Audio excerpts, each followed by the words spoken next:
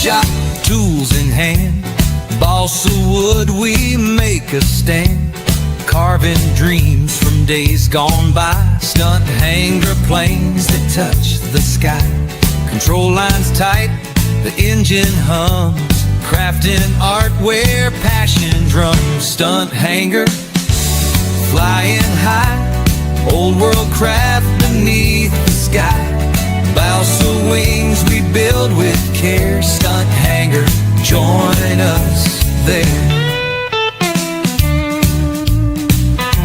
Sanding smooth, the grain's just right, every cut a spark of flight, from the plans we shape the frame, each stunt plane earns its name, engines roar, the lines pull taut, every build's a dream we've caught. Well, welcome. Today we're going to work on the fuselage again. I did want to show you how much offset is in this thing, because the offset is set with this right here.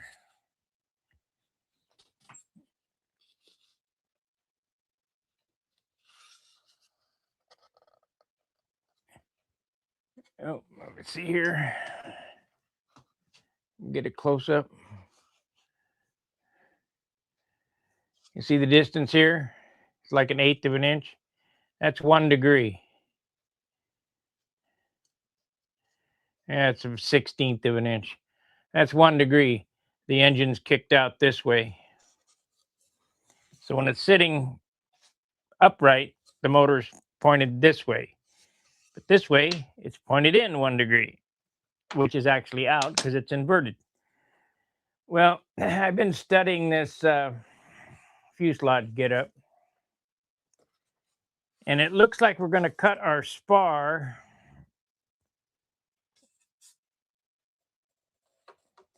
cut our spar notch at the end of this so that it ties into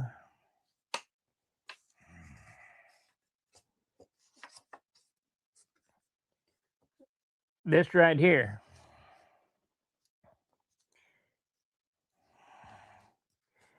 So the top will be glued to the spar and be glued to the side, plus it'll be belted, so we shouldn't have a problem, no issue.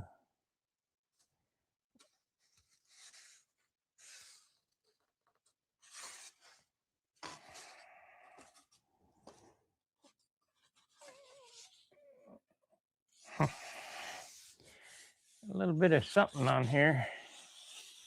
I can hold it up. So where's that long sanding bar? Right there. We're trying to build this perfect.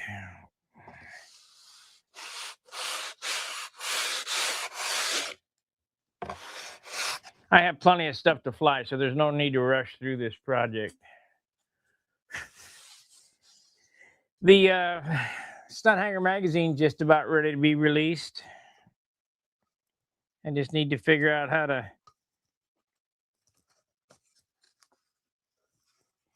to sell my PDF stuff on there.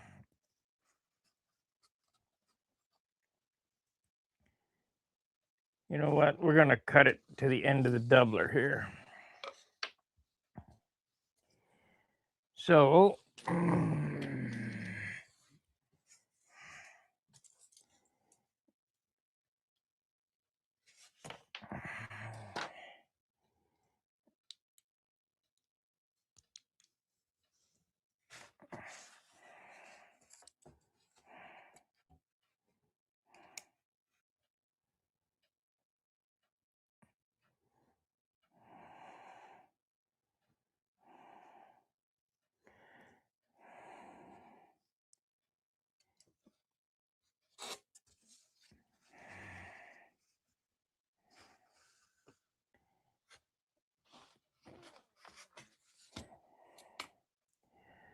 where's my pencil? I'd rather have my pencil right there. Get a finer line with a pencil. You guys hear me all right?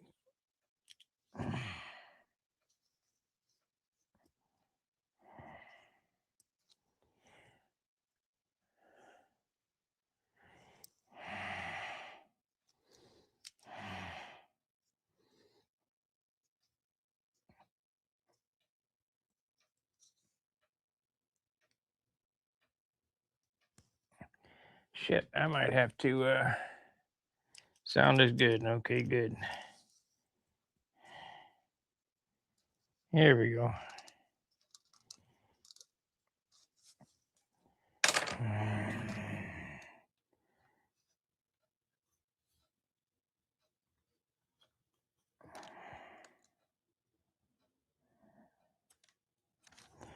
Got to get this in right, or else the wing will be in wrong.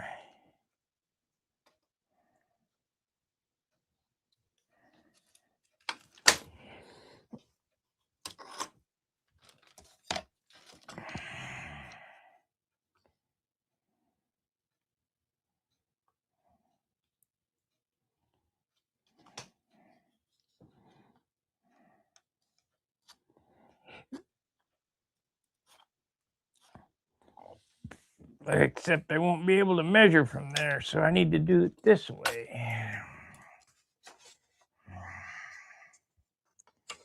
So we got, let's just measure half. Let's see, this is the outboard.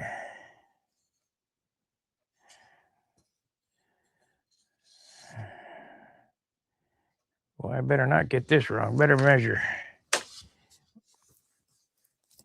That would really screw it up to build the wing in backwards.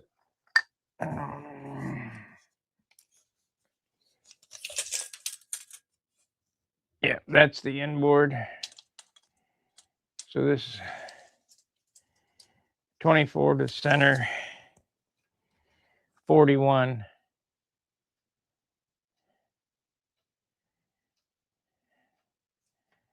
24.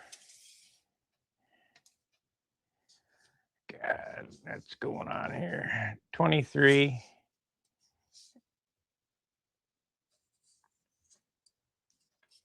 I don't want to make a mistake. 23, and this should be 22.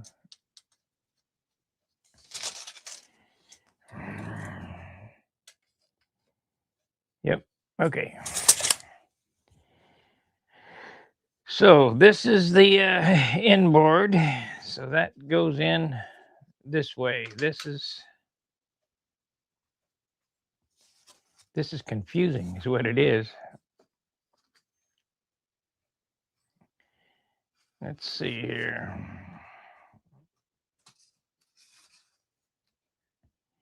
Goes in this way. Okay, goes in that way. So we got to measure half of that.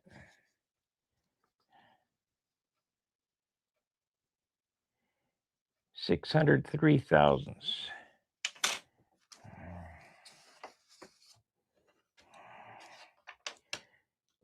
603.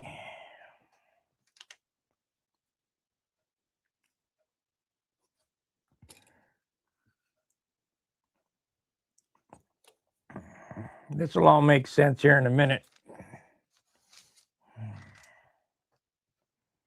Shit.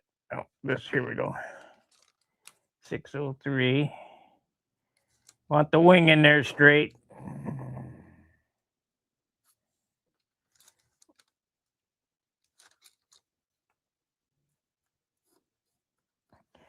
Okay, that gives us the top and bottom of our spar, but that mark is over here.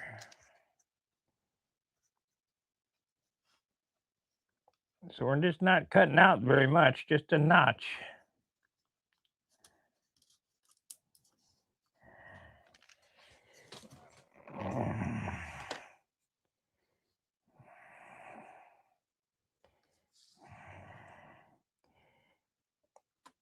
This is CAD as you go.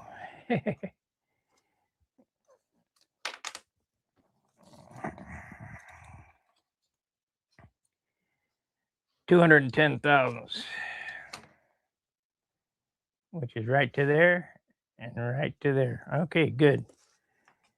All right, so we got that. Let's get a new blade in the knife.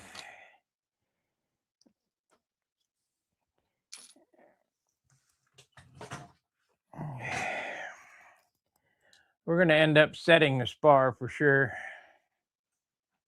Why is that on there? Let's see, comments. There we are. Okay.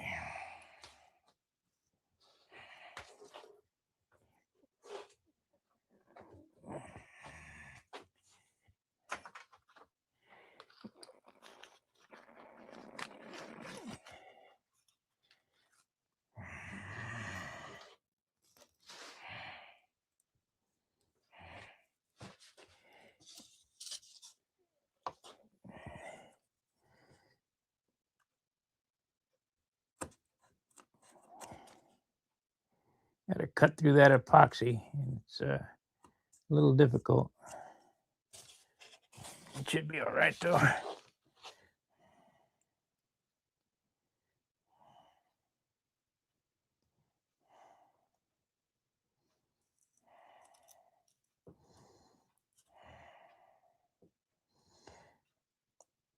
Wish I could have put that engine on the inboard side instead of the outboard side, but ain't no way. I don't have the exhaust coming out that way.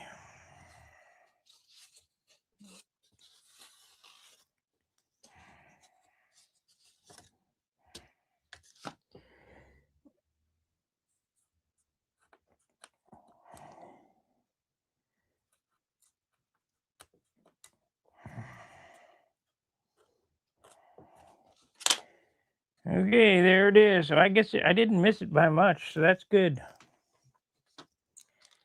All right, we need our fingernail files.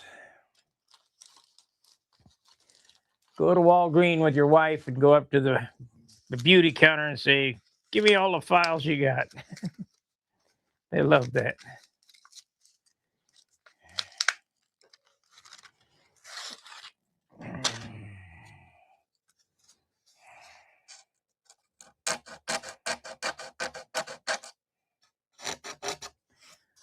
Yeah, it's not gonna be wide enough for that.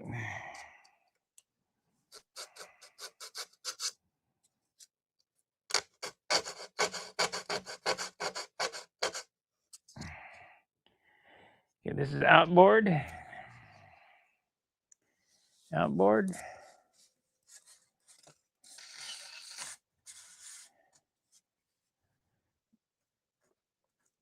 No, we're not ever going to get it through there.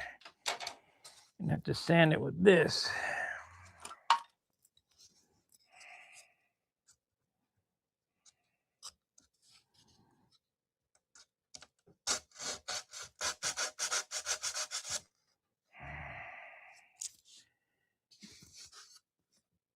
Oh, you guys can't see what I'm doing. I'm kind of off camera.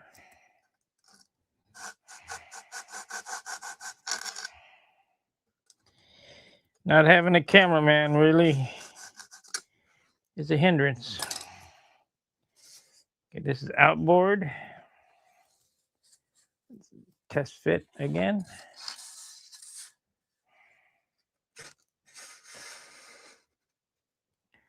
Look at that. That's a thing of beauty.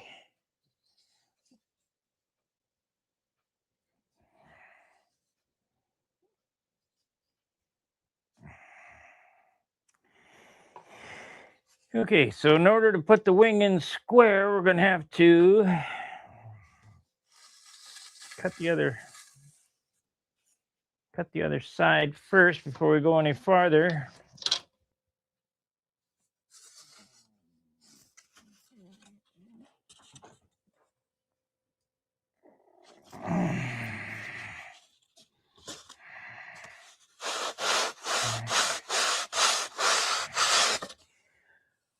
I need to go get a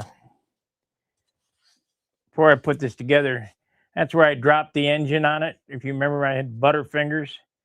Knocked that dent in it. We'll try to get that out before I put it together. Not that it's a big deal, because we could just super fill it and it gets glassed over anyway.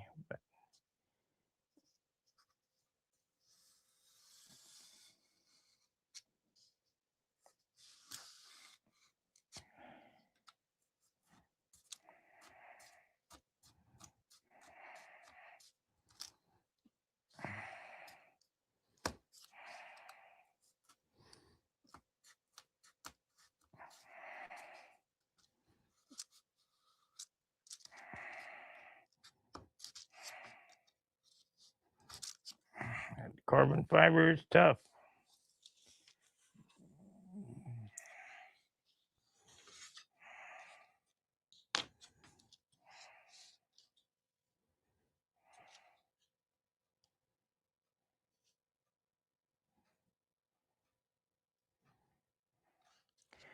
Now, in this Stunt Hanger magazine, it'll only change once a month.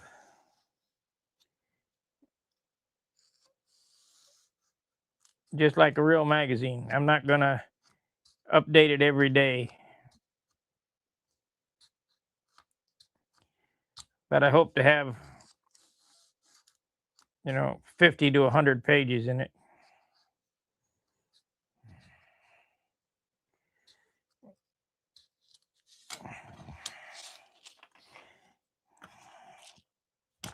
And if you want a physical copy, print it out on paper, PDF.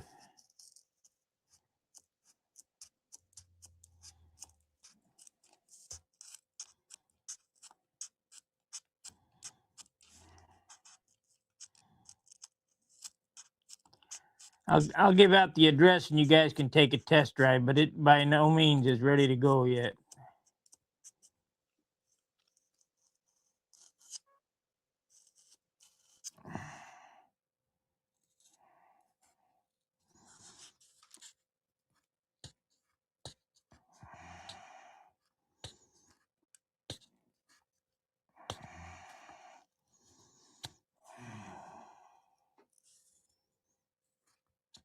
If you got something you'd like to submit, send it to me via Stunt Hanger.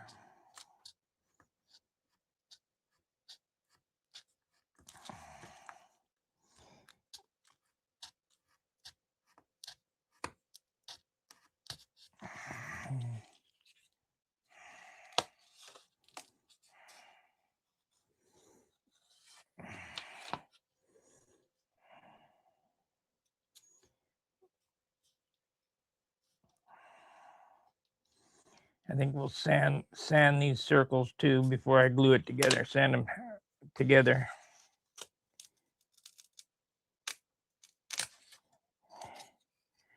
Man, that carbon is tough. Yeah,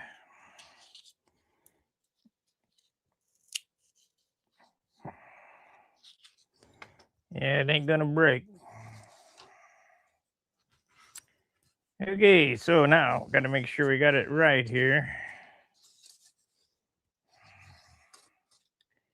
Do it from this side.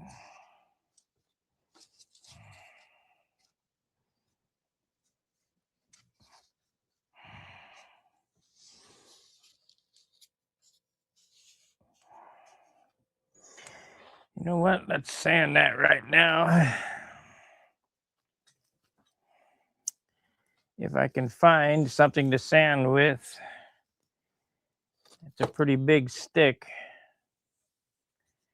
Shit.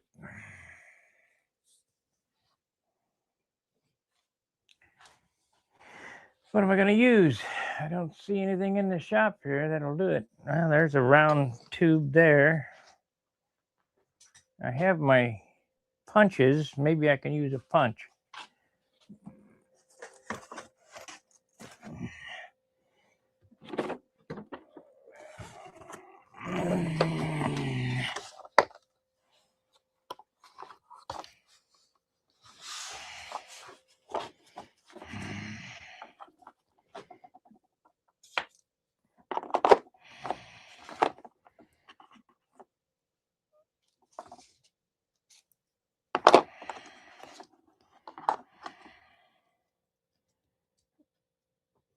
No. They're too short anyway, though. Too short anyway.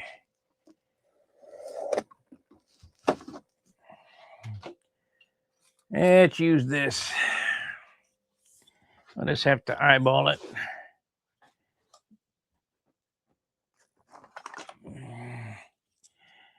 See, if this was a laser cut kit, it'd be perfect. But this is a hand cut airplane.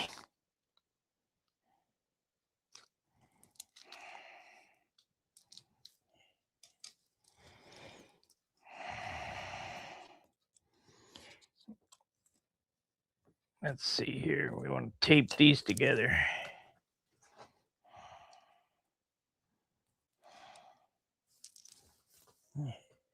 Tape it.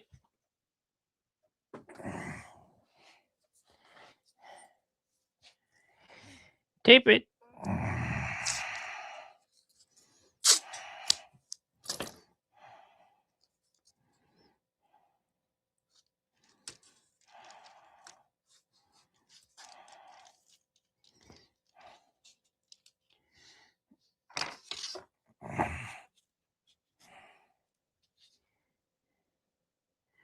It came out perfect, so that's good. Perfect is good.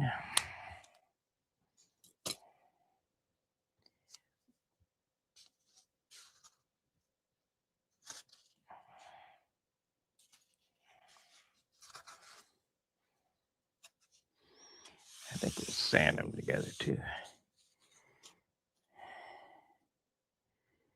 Let's see here.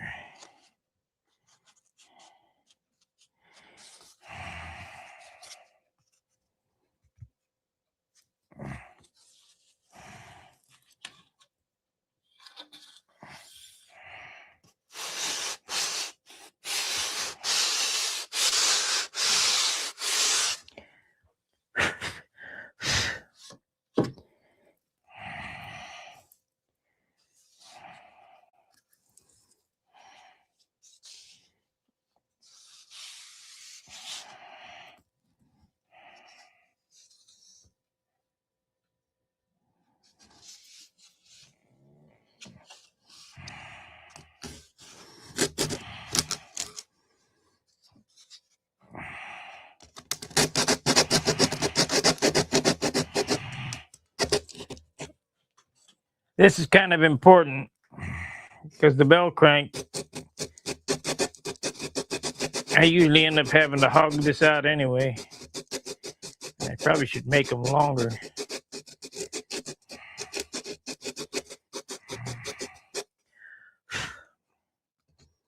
Damn, that's tough. Let me get a Dremel. Fighting like crazy.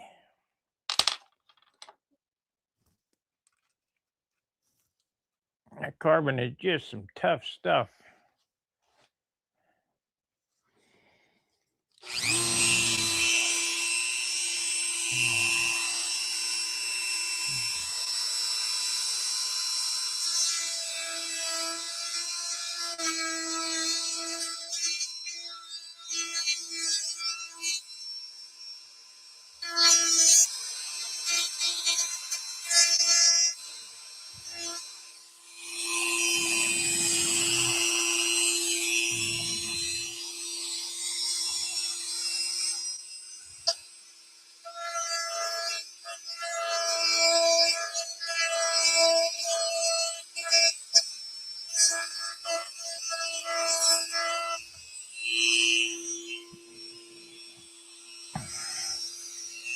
By all means, if you see me doing something stupid like I did in Dayton, building it upside down, let me know before I glue it.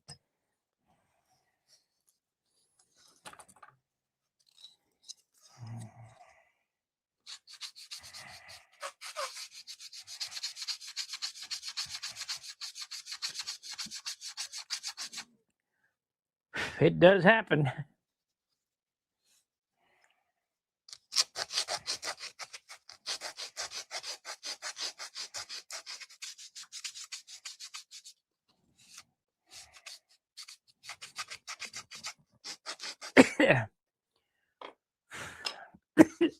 Ah, shit.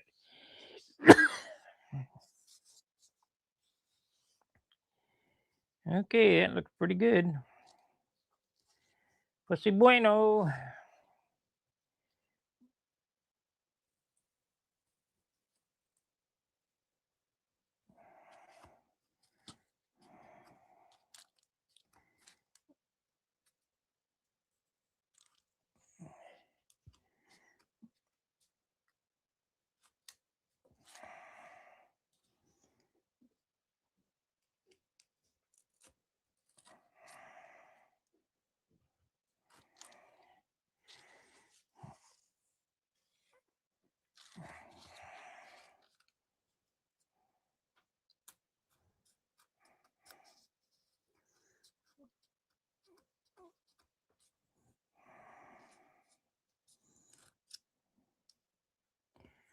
We're going to have to lay out those.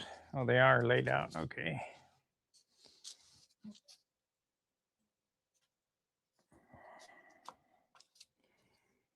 Yeah. We'll do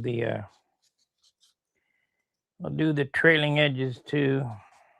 So that way everything's together. The only thing that won't be together is the two leading edges, because I'm only cutting halfway through this 1/4 inch down to the carbon is all. I don't want the tank box to be exposed.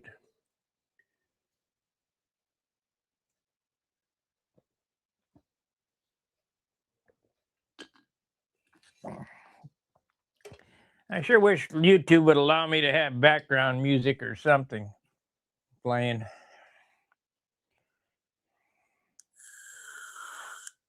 Well, we're down to 3.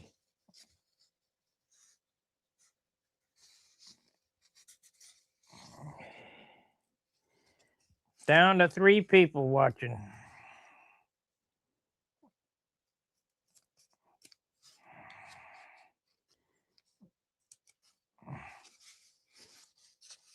Rather boring.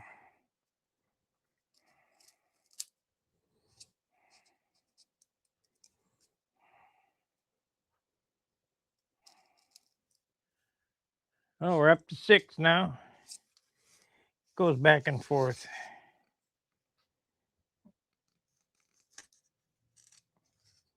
Okay, spar notches are cut. I'm going to doctor on these fuselages just a little bit more to make them absolutely perfect before we glue this together. But it will get glued together in this segment. I can tell you that right now.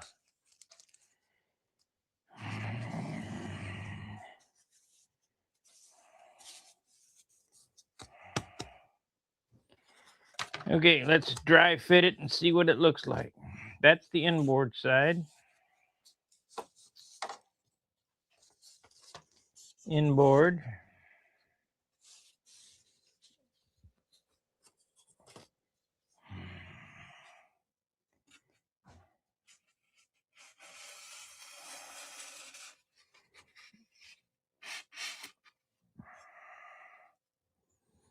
This is the outboard.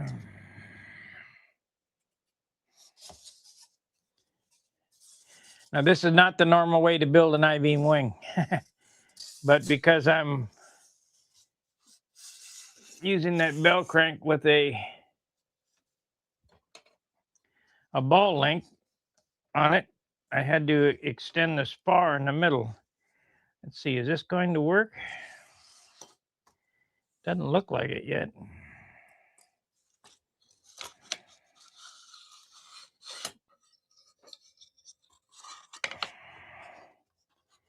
We're gonna have to cut it some more.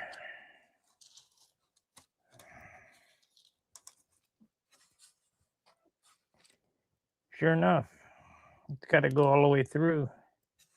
Oh well, it'll be held up by the outer rib, so it'll still be notched in.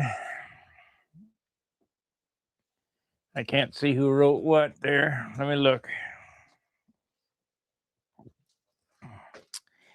It says, I watch because I don't know everything and I like to know how to. Okay. And the other side, I watch you because you use common sense to building. You bet. Why make it difficult? Why make it difficult? The only problem with building this way is you're building the fuselage and the wing all together. It's, it's all in one.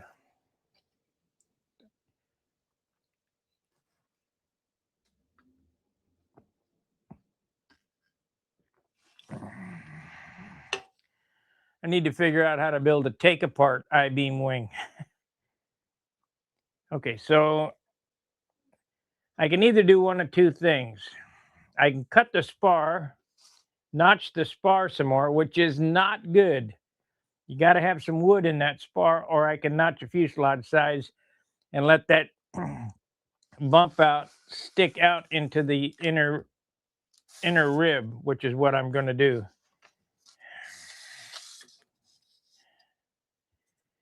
We're going to cut this. Let's mark it first. I didn't cut that notch deep enough. So we'll mark it here. It goes all the way up to there. And here.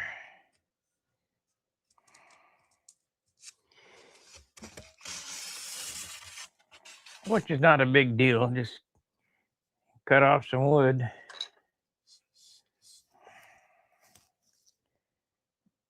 Except I didn't get a mark on it.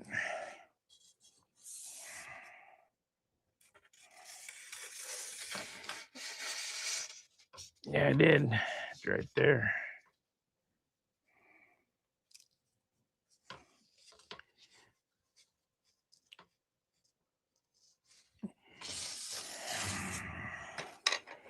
I didn't figure it quite right as far as the height of that notch. I've cut the hole in the center a little large, but because it's a 4-inch belt crank, it has to be large. So to compensate for that problem, let's see, the spar, this part right here, will rest up against the 1/2-inch outer rib. There'll be a 1/2-inch rib holding this from pulling through.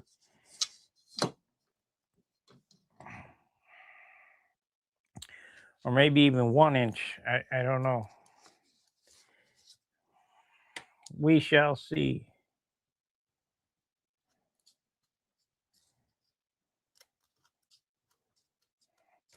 So in this case, I don't have to build the wing together with the spar.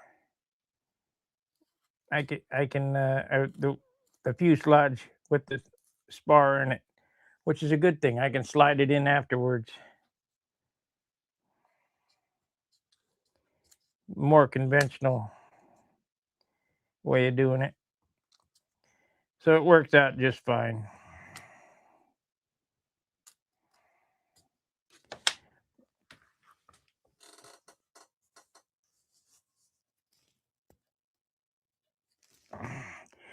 Hey, I don't know everything either. If you guys got a better idea, put it in the comments.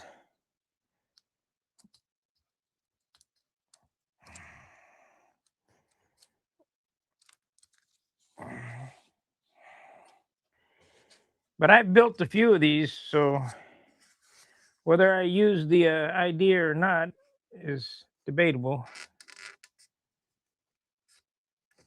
If it's a good one, I don't mind stealing it.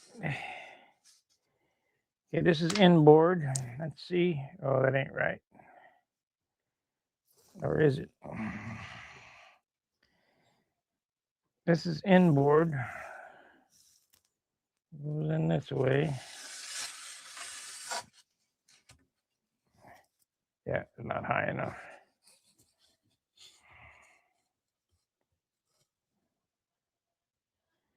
Actually, that is right.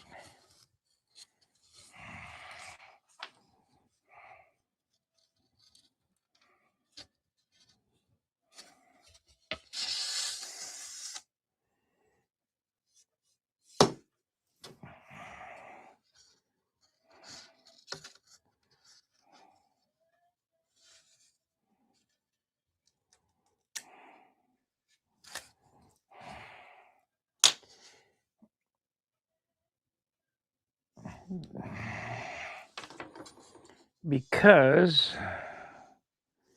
top, so it goes in that way. Let's check the difference between the two. I have 271 there and 339 there, so that's right. I might open this up some more before I put it in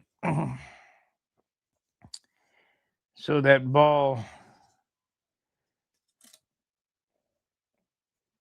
length will clear. So this is outboard, it goes this way.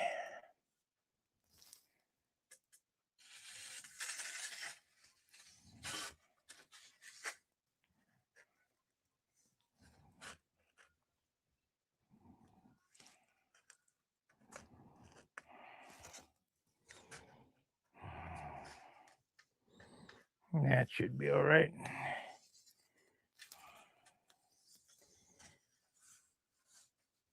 Let's make sure that center line's on the right plane.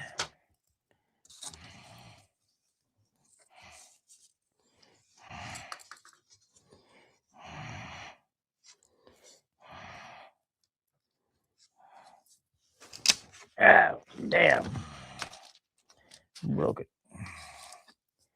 Gonna have to glue it. Come on.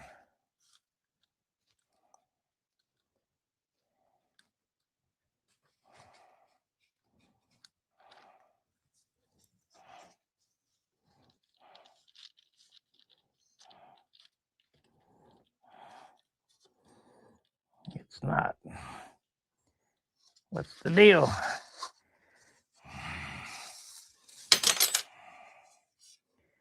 Try it this way.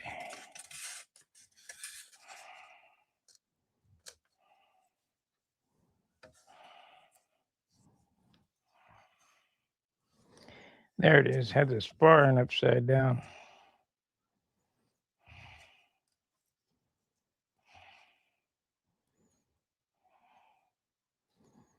Yep.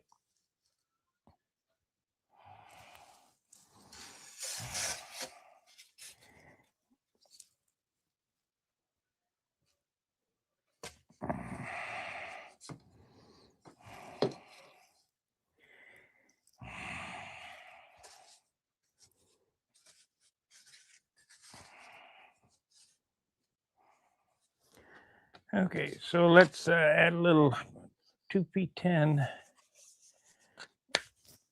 to this.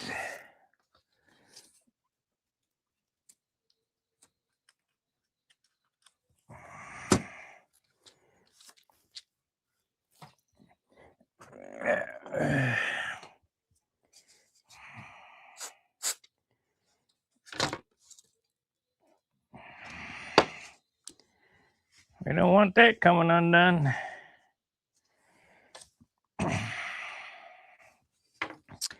I think how I'm going to center this is I'm going to put some stops on the center line so that it fits perfect.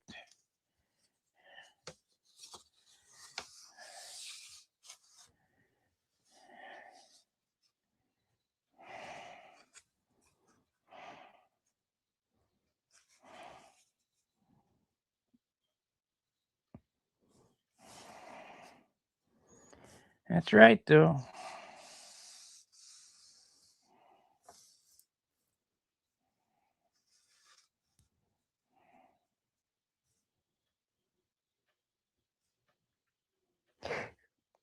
I don't want to take any more off that spar, so it's got to have the long notch goes on the bottom, and that's what it shows.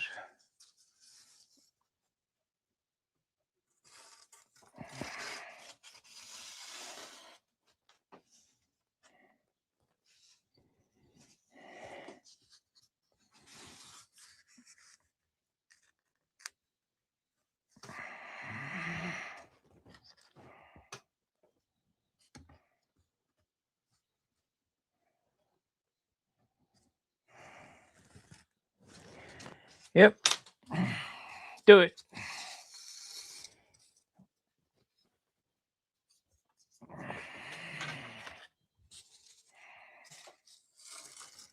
We'll do it. Then we'll glue it together.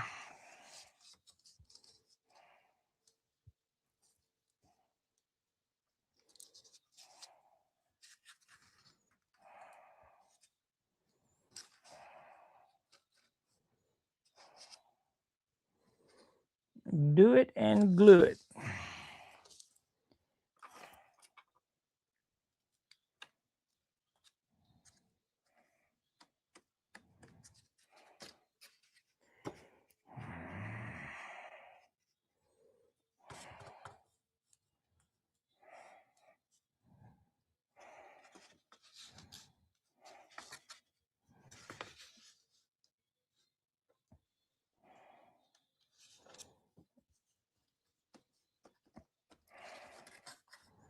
Right there.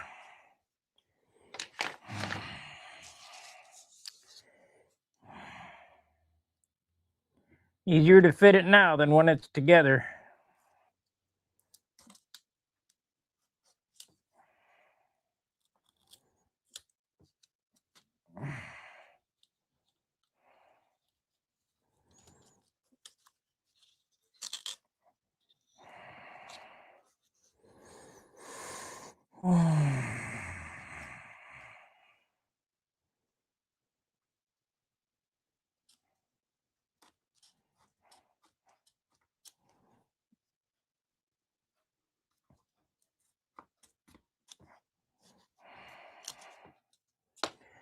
Okay, one more fitting. This is the inboard. It's out, in.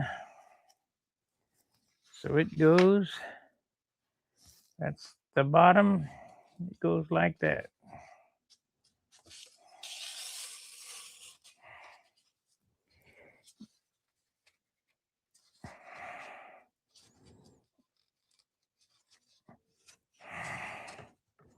Come on. Ain't enough. Don't force it.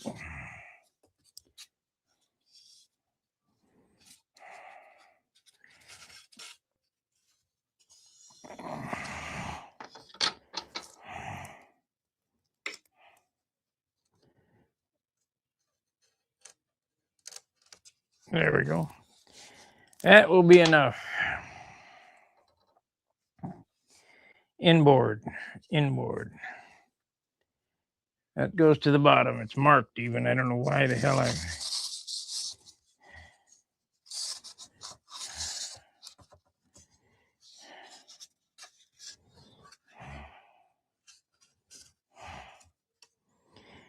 It's perfect. Okay, so now let's check that and see. We're ready to glue it together.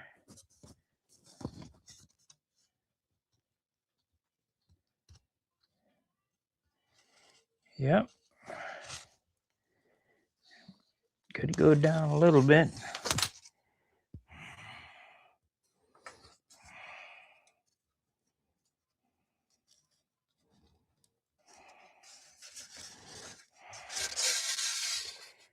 Okay, let's glue it together.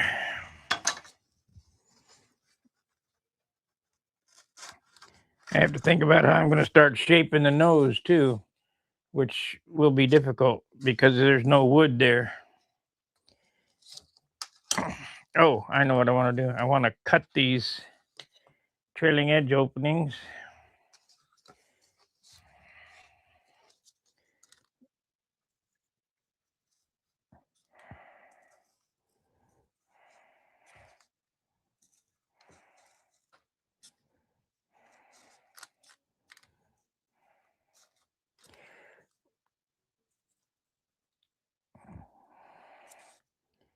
Leading edge openings I can cut after I put it together because they don't go all the way through. They're marked already.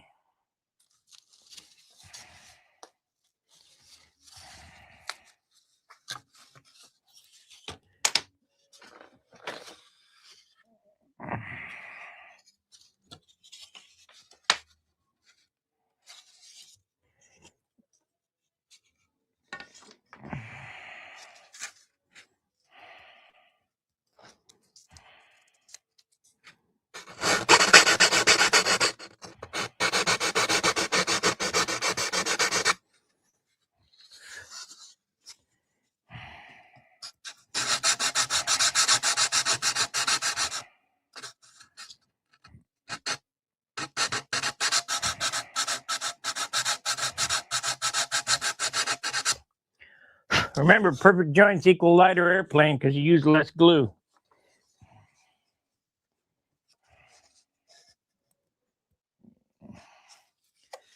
Good. Okie dokie.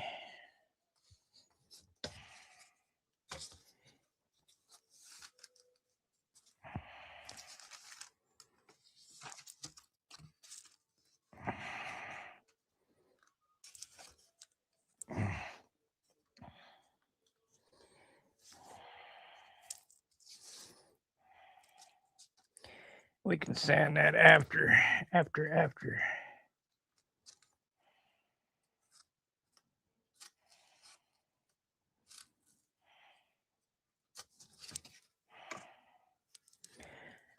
was a Karate Kid thing. After. So 250. 250.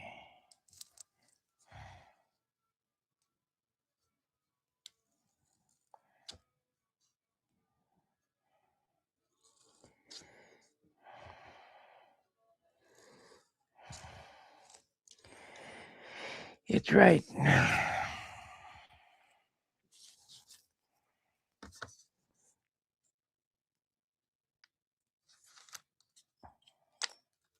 You piece of crap.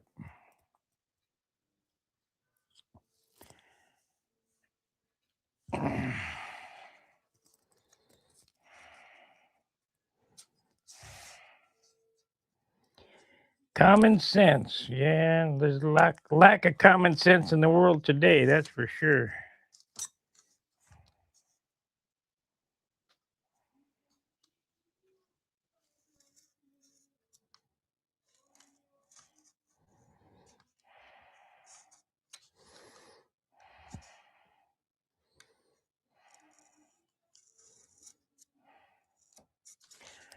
Can you guys hear any music going now? I hear my old lady's got the music on in the downstairs.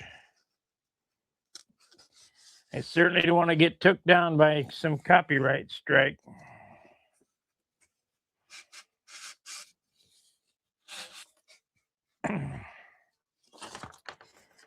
Okay. Just a second. I'm gonna walk over there and tell her to turn that down. I don't know if you can or not, but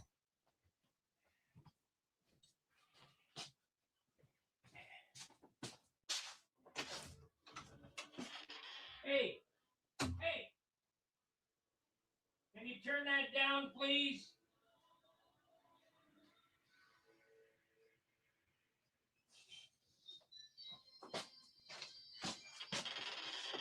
Jeez.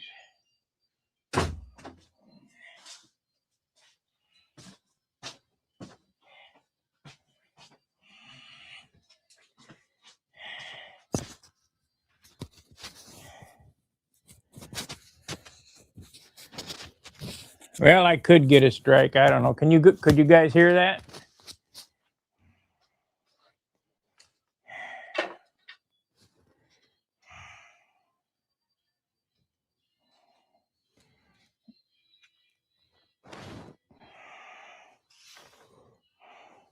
And she'll say, I didn't know. Sorry.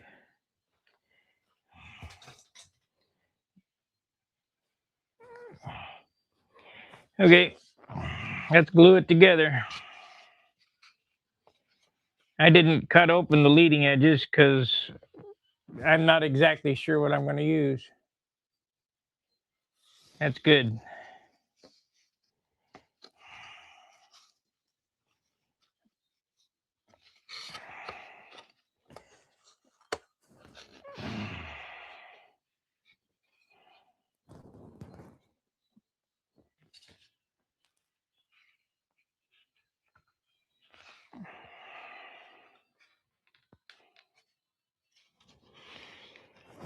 Okay, what was I using as epoxy mixing? I think I had that plastic piece.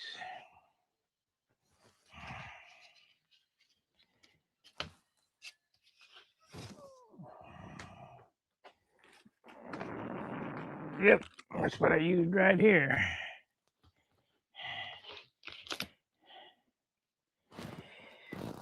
We're going to do this with 5 minutes. I'll just babysit it. I'll hold it to make sure that it's perfect. I mean, I could clamp if I want to get out my big wood clamps and that stuff, but not really.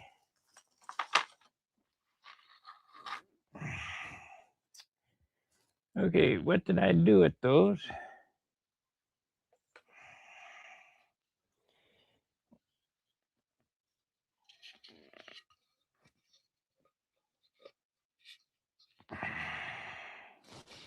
You know, and I got a bolt there I better address before I glue it together.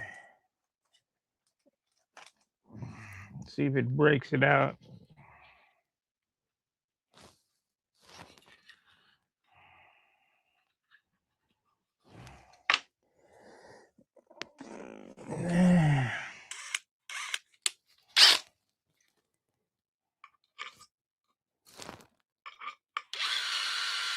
Yep.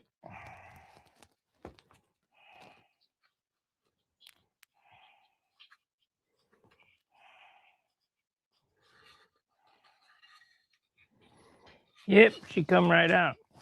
Now, as far as I'm concerned, these 632 bolts are way overkill. 440 would have held it, but the motor mount that I had already had the holes drilled for 632, so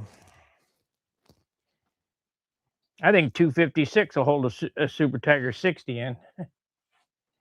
Greetings from Finland. Hey!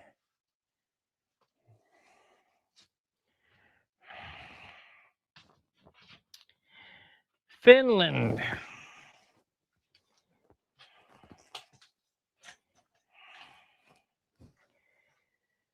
You must be an F2B guy.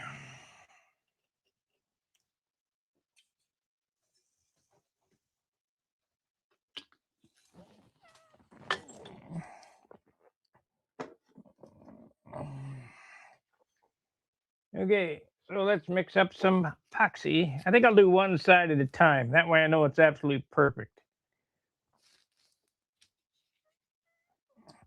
So we'll, instead of 5 minutes, we'll have 10 minutes in it, which is plenty good.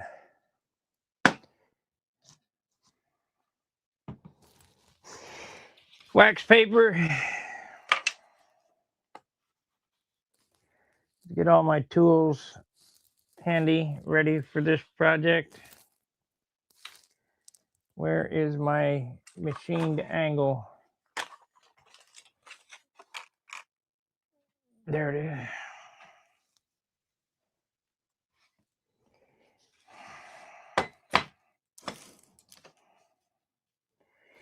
Still square.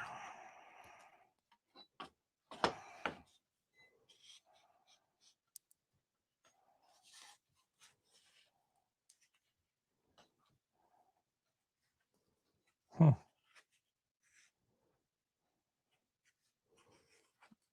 Hmm.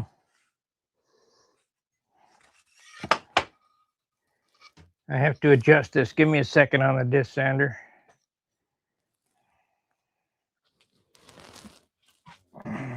I don't want to put any pressure on anything.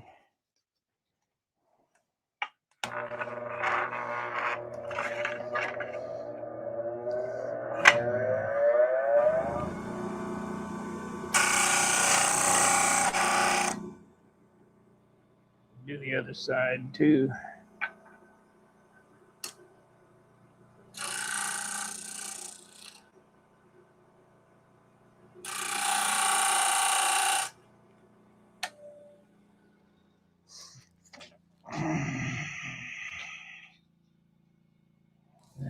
Maybe. Maybe.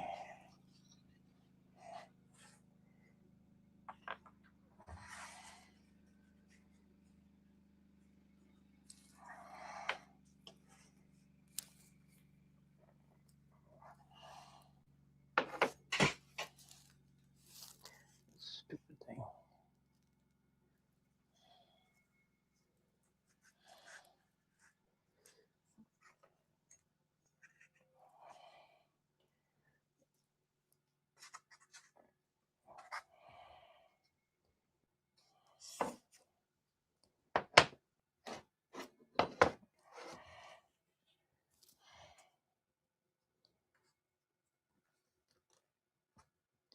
There we go. We'll do it that way.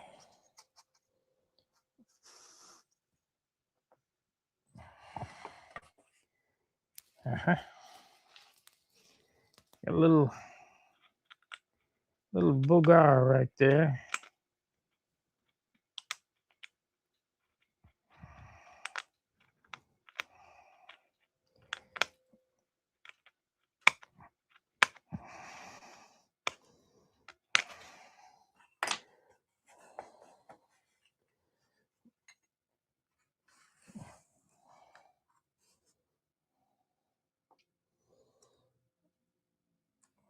We know this is set.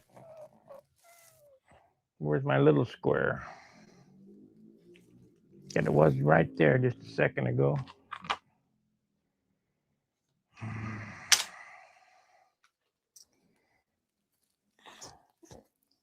Huh.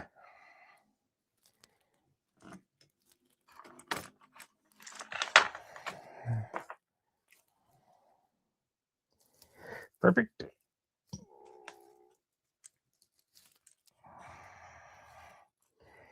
Okay, we'll set one. What the hell happened to this? Why did that do that?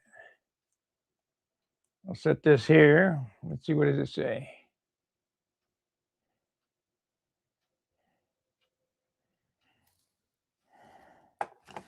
I have a Nobler sitting over there.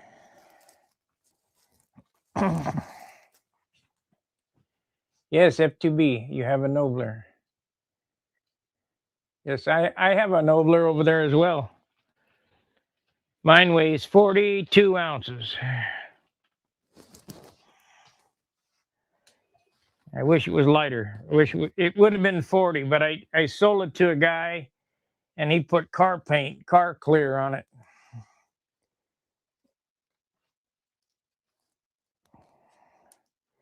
Added extra 2 ounces it didn't need.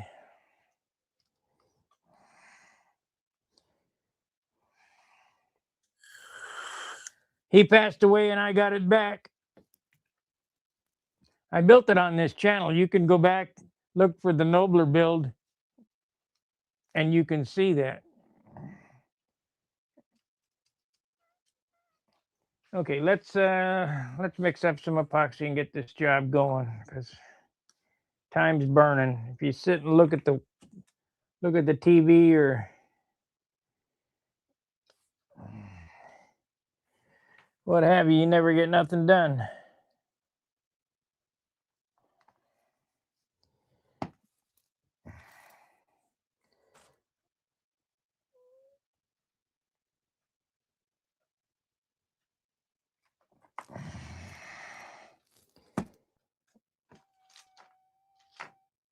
You know what? I'm gonna get some new sticks.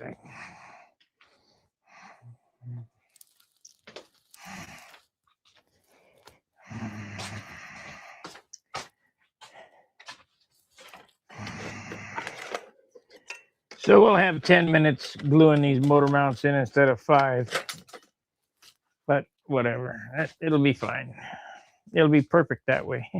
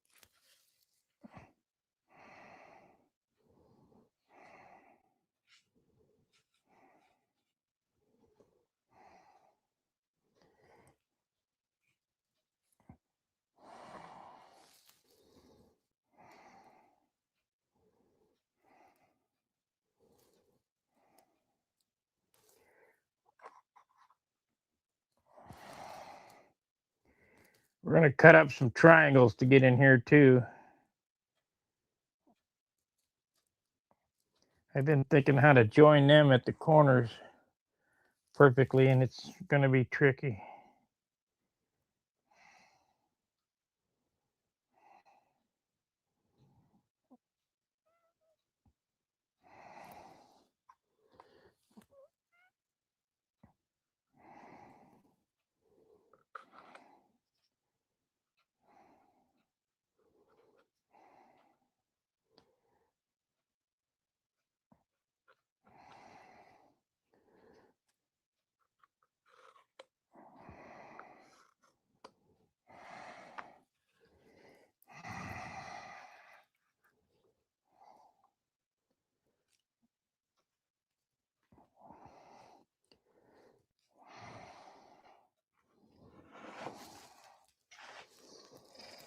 Okay, where'd you go? There you are.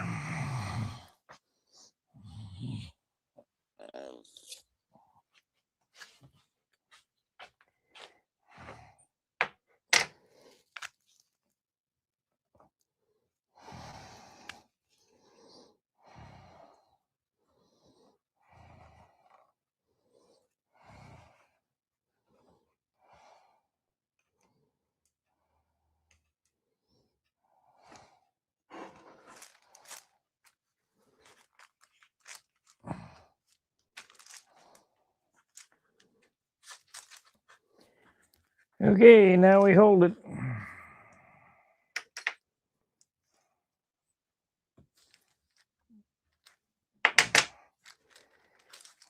The human clamp.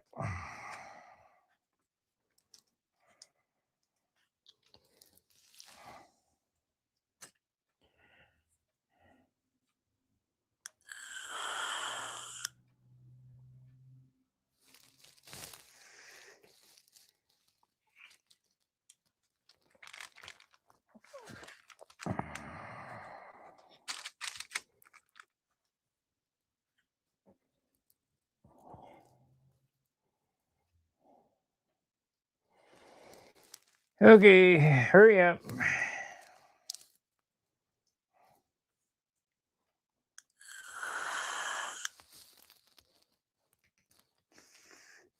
I need to cut a nose ring, put in some blocking for the nose and for the top, because it's going to really droop down because of this motor system. But it's the way it goes. Hopefully it doesn't change the look of the airplane too much.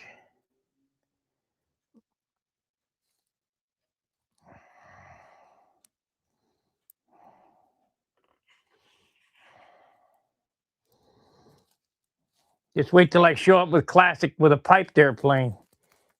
That'd be really whining.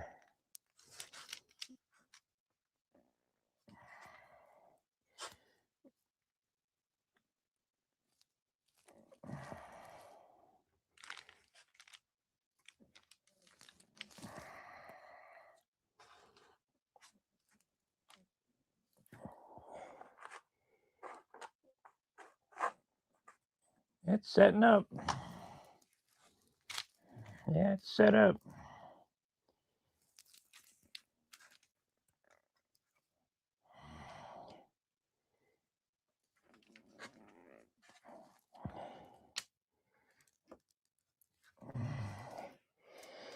Okay, let it sit there a minute.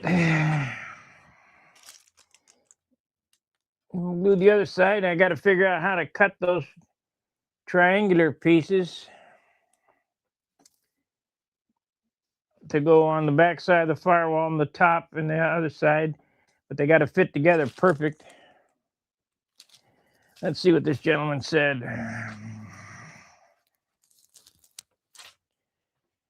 I had seen it. Mine is also heavy. Building a second one, modifying it a little so it'll be lighter. Well, don't modify it too much, because that airplane will build at 38 ounces.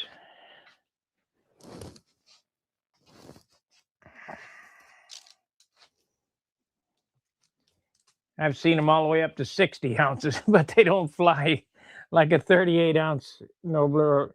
40's max for that airplane.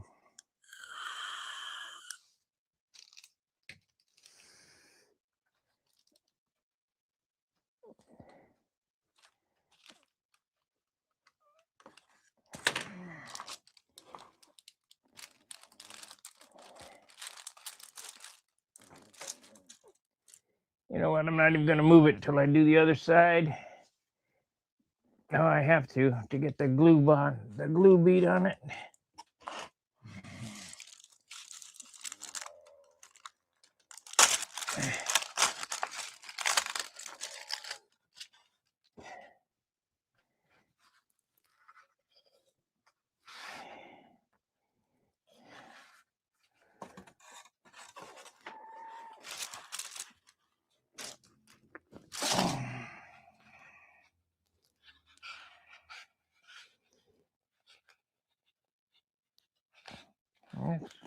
Maybe half thousand, so stick it up, we'll sand it off. It'll be fine.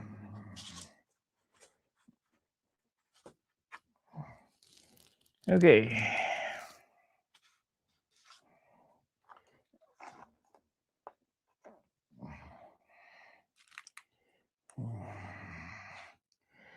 I like for this fuselage to come out no heavier than 6 ounces. Cowl, bottom, top block, canopy, whatever. If I'm not sure I'm going to do a canopy, but we might just do a molded piece of balsa and paint it as a canopy.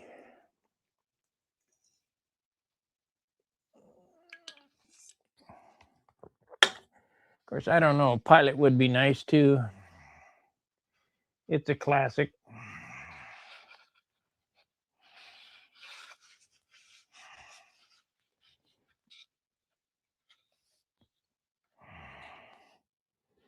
This is good. I'm glad I took the extra time. This is good. So let's mix up some more.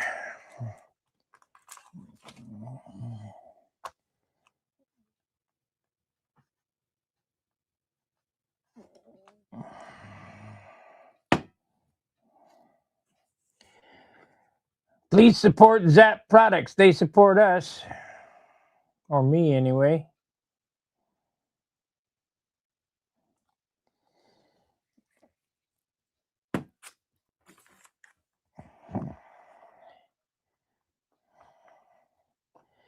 There's a banner on Stun Hanger for Zap Products.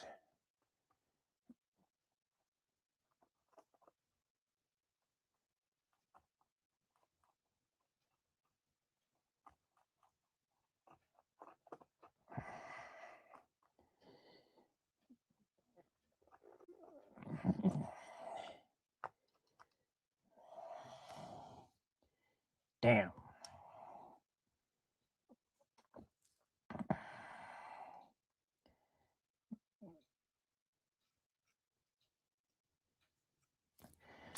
Wipe that glue up that I dropped.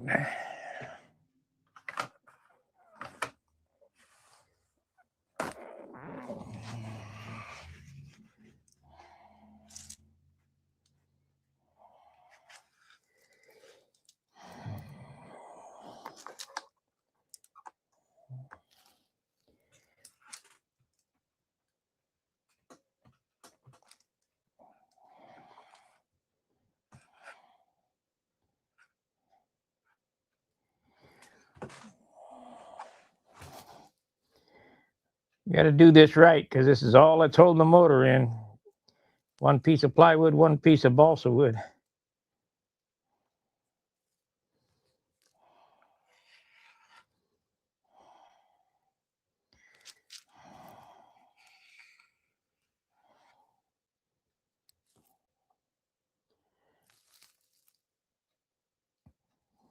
This piece here would probably not even be necessary, but it works good for sanding the shape of the fuselage in because this airplane's pretty oval, and it also keeps the motor mount plumb because I did that with a square first on the bench and made sure it was square.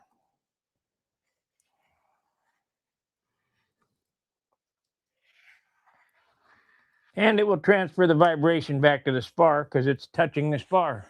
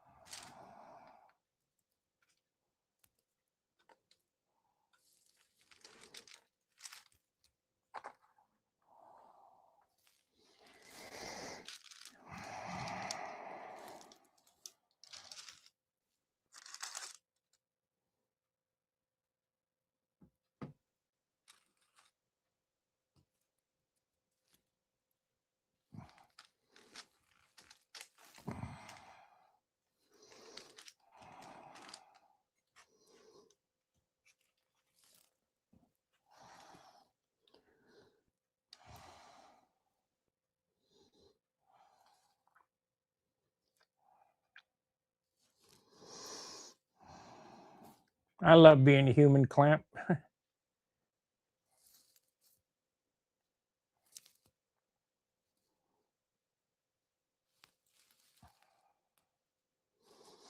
We're going to weigh this and see what we got so far. Probably not much. Probably 2.5 ounces.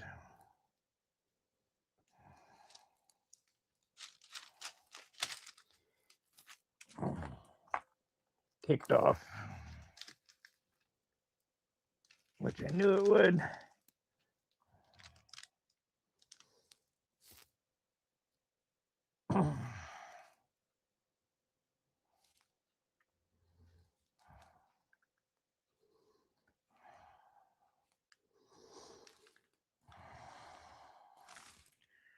I guess we could put the motor back in it and see what it looks like, because I got to cut a nose ring and get it fitted.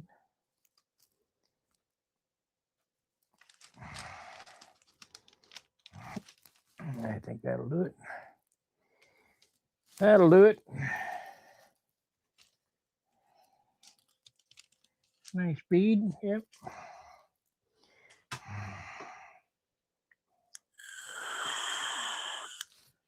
We got an airplane now. You don't see it, but once I get all the parts cut, all the ribs cut, and jig it up, we'll have an airplane in a day. It's no big deal.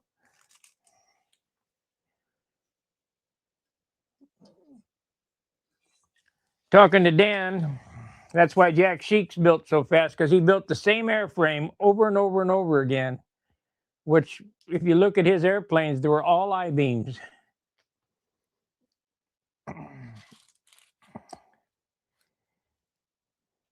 And Jack was my hero all the way up to the day he died.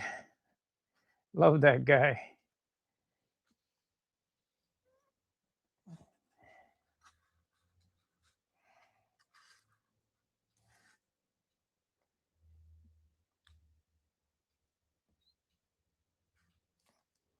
That worked well. And put a piece of tape on the tail post.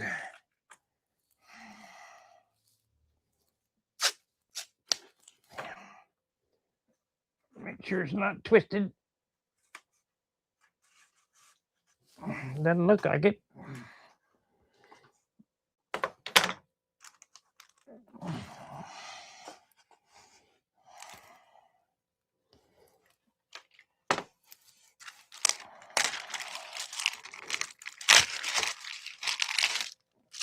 Yeah.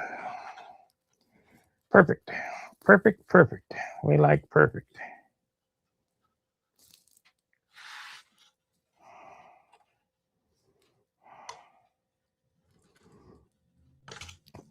A little bit of stray glue globber hanging off there. We'll cut it off.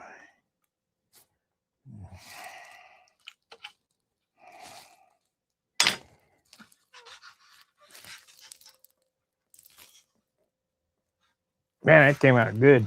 Came out real nice. Let's see what it weighs. And feel like it weighs shit.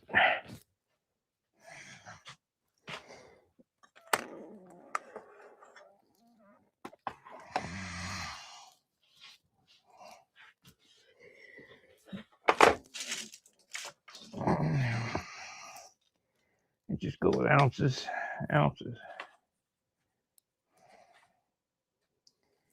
2.3. 2.3. That's good. Now we have to figure out where I want to put this firewall, because it gets a pipe tunnel, and I want as much room as possible so I can slide the tank way the hell back. So this tank will go in here like so. Yeah.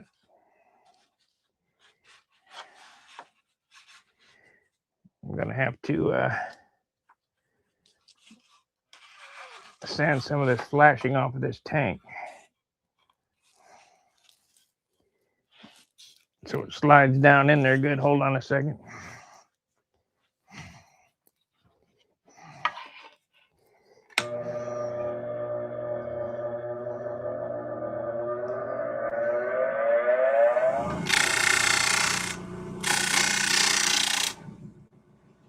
Oh yeah, much better.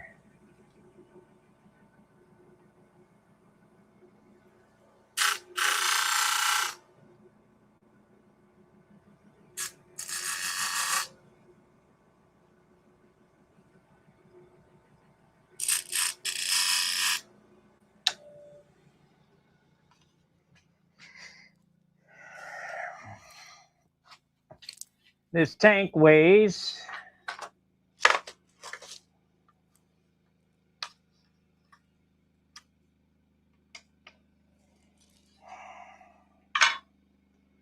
1 ounce.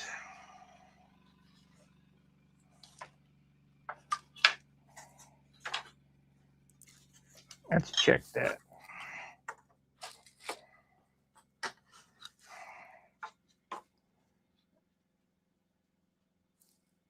Yeah, it's pretty good. Got a glob of glue right there. Pretty good, pretty good.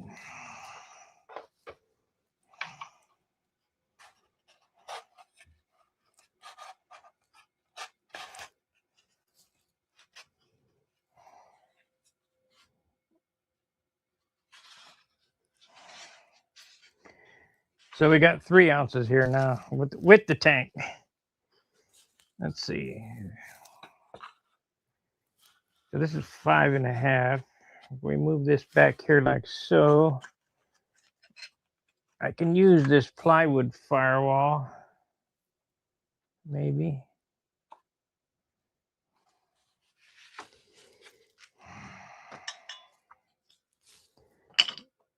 And I thought I had one that was sanded to the right width. This one? Nope. Yeah, that's it right there.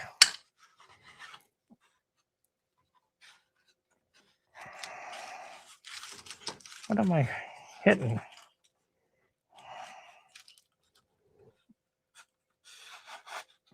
Right there.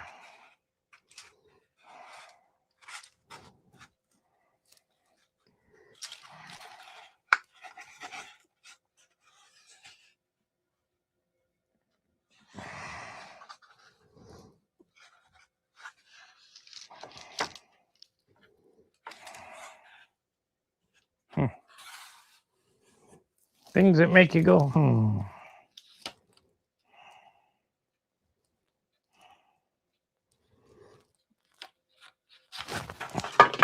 Damn. Damn. Where are my spring clamps? I'll put a spring clamp on that bad boy. That's better.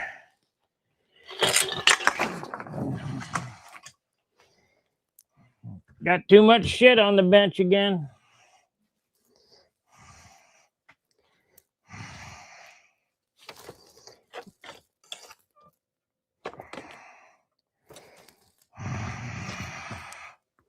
Where are them spring clamps?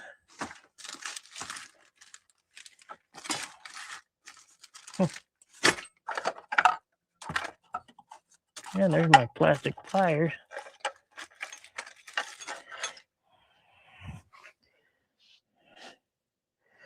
Been looking for those for a while. I don't know where my spring clamps went. That's a bummer.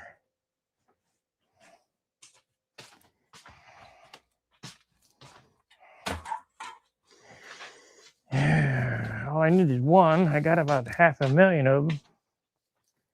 Oh, there they are. Hiding underneath the wood parallel clamps.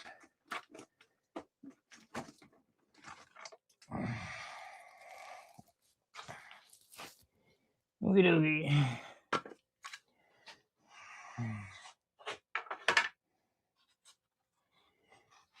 I just thought of another thing that'll lock that spar in there. Is the longerons that go down. Well, no, because the plywood will be on there. They'll run into the plywood to help lock it together. Okay, we got that. We need to sand the bottom here. You just sand the whole thing, I guess.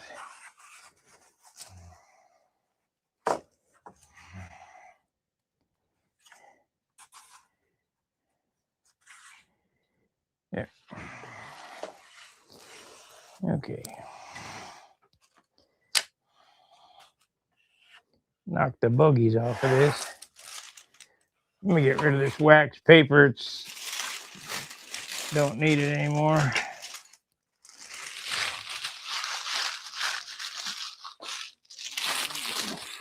Thank you, Gary. I think that's Gary.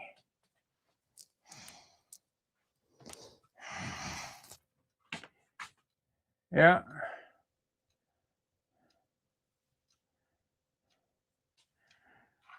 Well, thank you from Finland.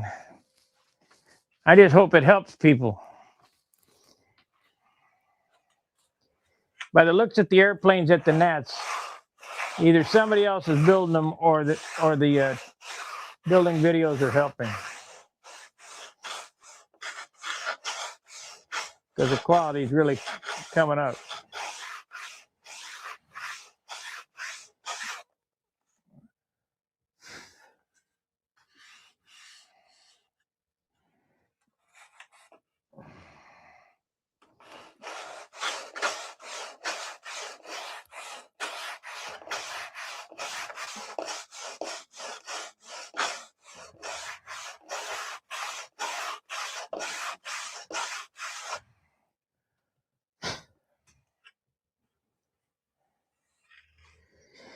That looks pretty good.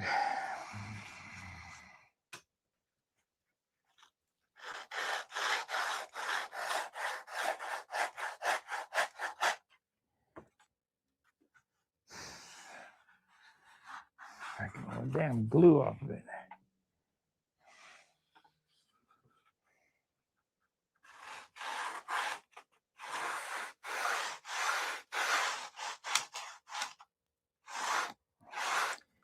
But I need that other block, a big one. The big one. Damn.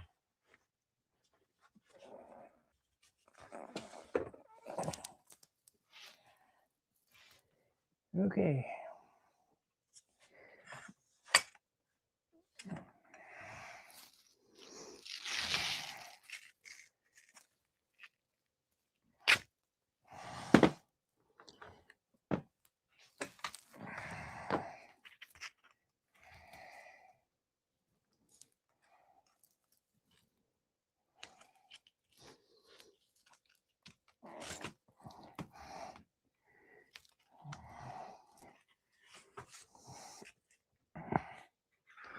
If you don't have a set of Durablocks, you need to get them.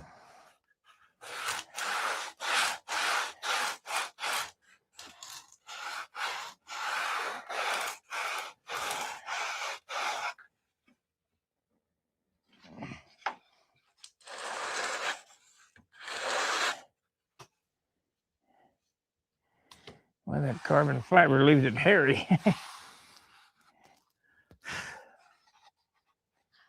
Okay, what do we got going on here? We got a slight difference there, so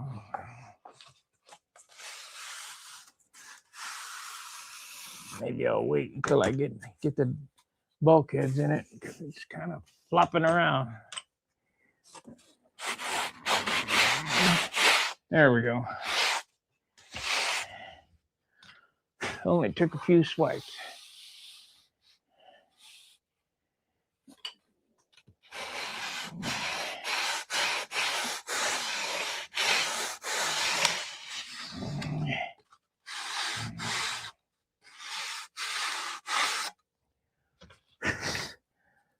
Okay.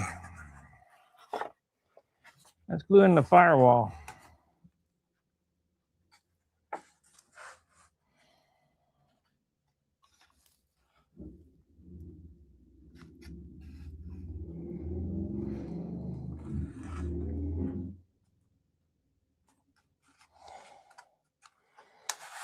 Make sure this is square because it's kind of pulling. It isn't square. God damn.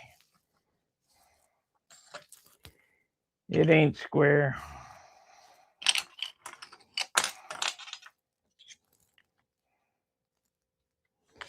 It's only a few thousandths off, too.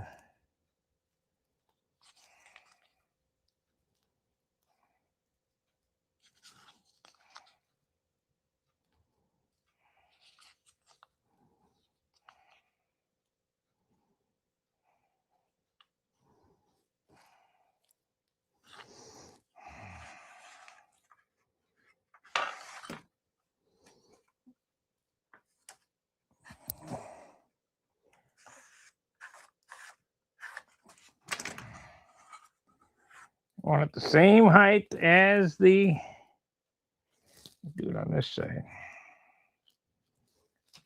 Give me a second on the belt, on the disc sander.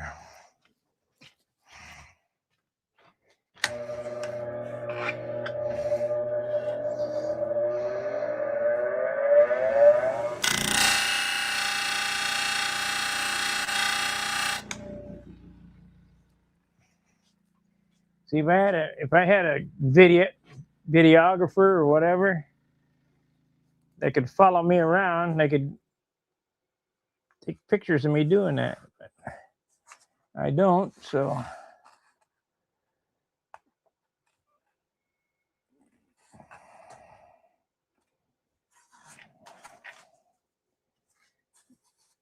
Let's see.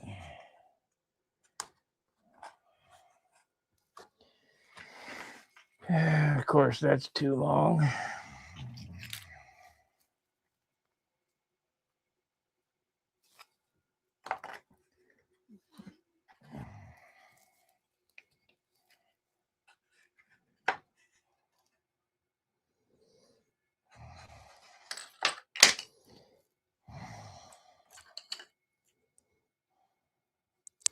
It might go back that far.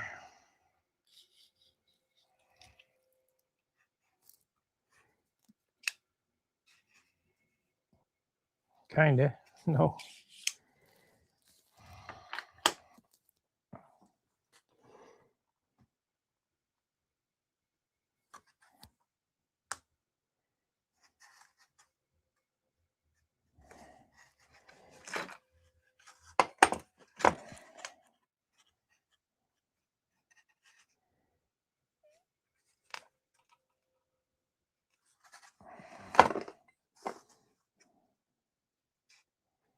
So I would have to, it's on a glue blob. No wonder why. There we go.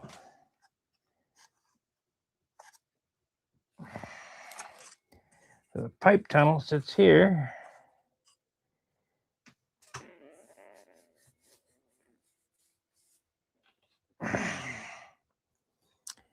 That looks good.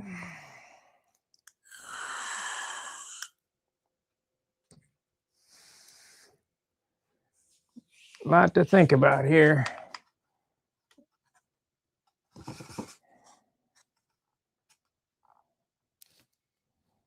Because it's basically a whole new setup.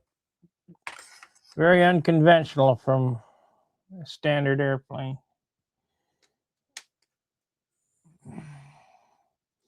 I really need to get a square line on that. So in order to do that, I'm going to have to sand some off of this.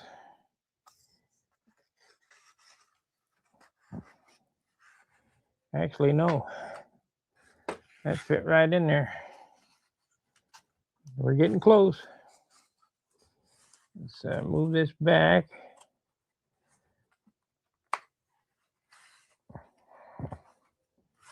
So that's square to that. Yep. That's up against that. Yep.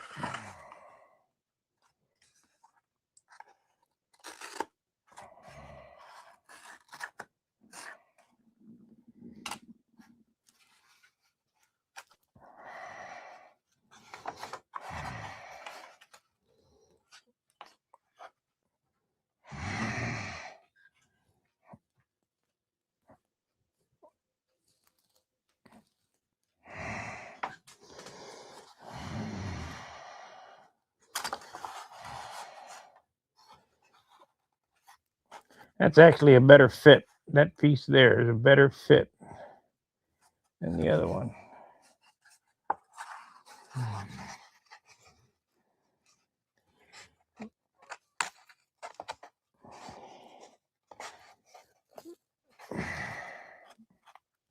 I see what's wrong is there's a glob of glue. And that's good right there. So if I make this square, it's square this way. It's got to be square this way now.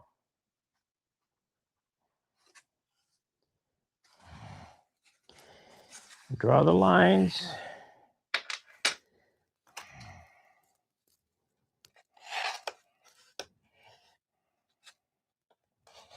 If it goes right back where in that spot right there, we're going to be good, but I have to cut the height down a little bit.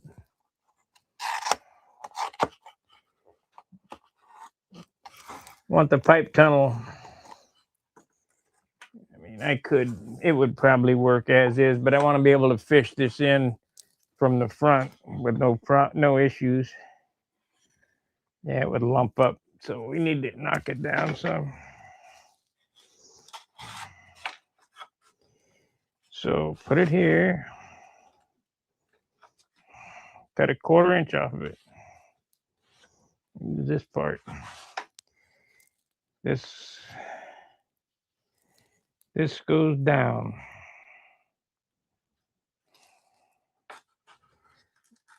Make sure it fits that way.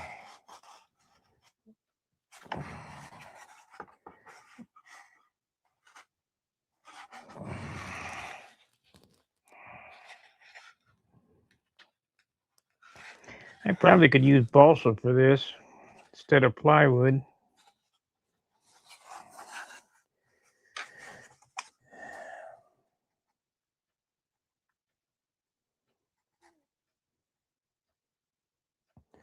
But plywood here and plywood here, right in the center of pressure on that wing would probably, I mean, because the spar doesn't, we'll just leave it plywood that way.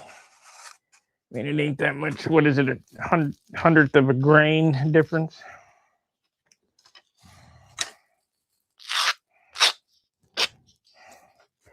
Okay, let me buzz this off real quick.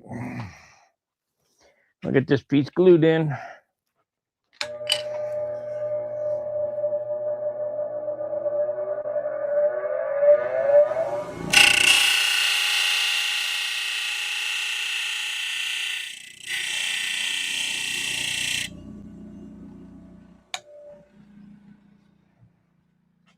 How much does this piece weigh? Let's see. Balsa would be lighter, but can't see it.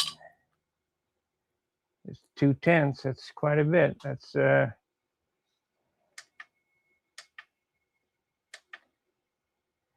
5 grams. Let's see what it is made out of balsa.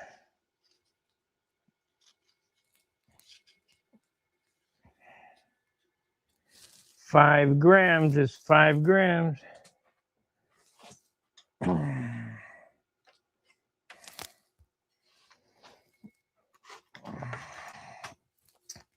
Instead of using 1/8, I'll use 3/16 balsa, and we'll see what the difference in weight is. And if it's a couple of grams difference, we're going to use the balsa. If it's 1 gram difference, I won't bother.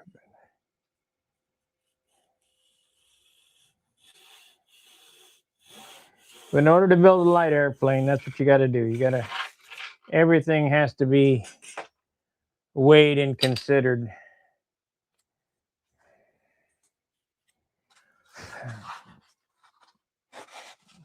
Oh, we want to weigh this to see what it weighs. It weighs nothing, so we're going to use the nothing.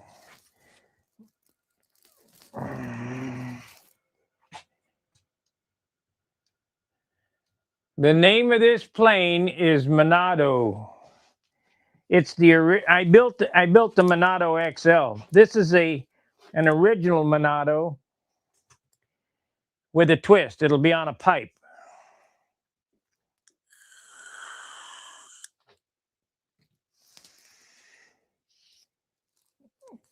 These were the airplanes of my day, flying. Continental, Monado, of course the Aries, the Tempest Detroiter.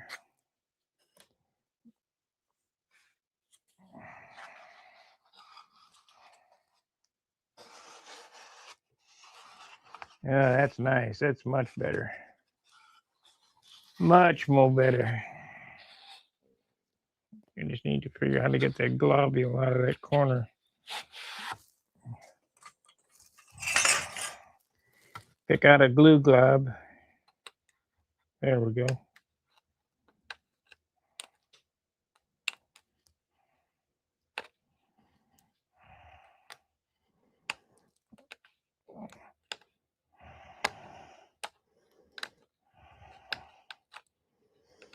I think I'm going to do this one in green. Of course, I could do it in blue. There was a blue one too, but I ain't doing that purple. No way.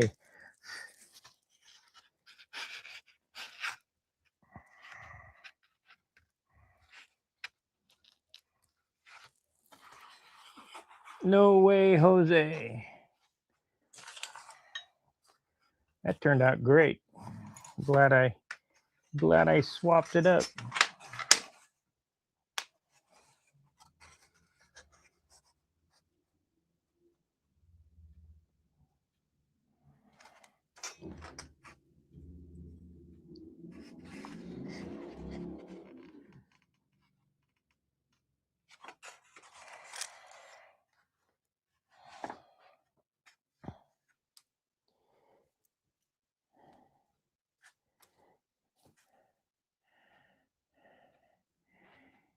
Here's what it looks like right here. Just see if we can get a good picture of it. I ought to scan these photos.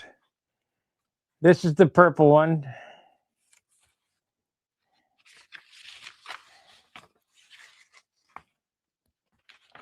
Right there's the green one. I don't think they have a picture of the blue one in here. Of course, there's the Continental and there's the Monado hanging next to it.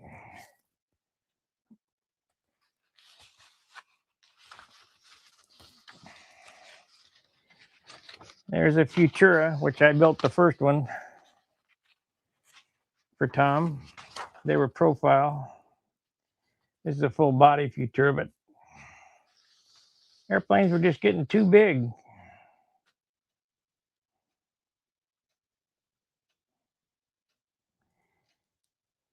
That was in 1972 that I did the Futura build.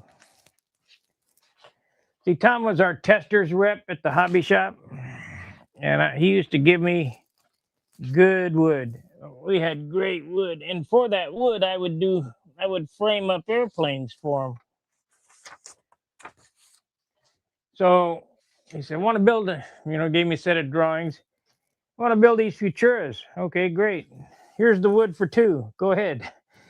Okay, great.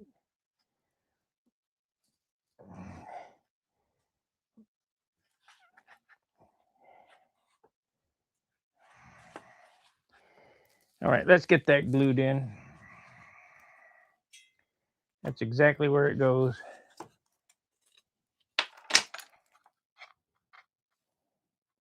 I had a little level. We could have seen. I think it should be right. Here's what we got so far. Yep.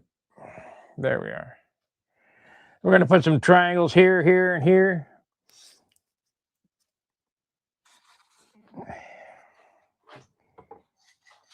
Not going to worry about triangles on the, let's see, the F2.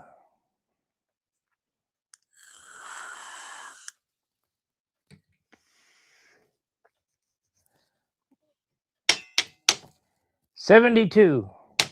God, that's a long time ago. How long ago was that? 54 years ago? 54 years.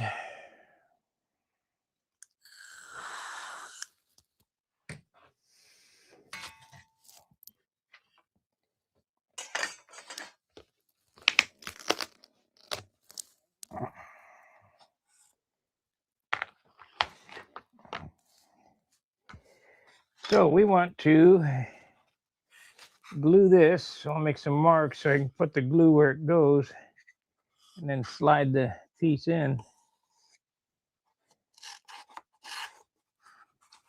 Don't want to carry around no extra glue globs.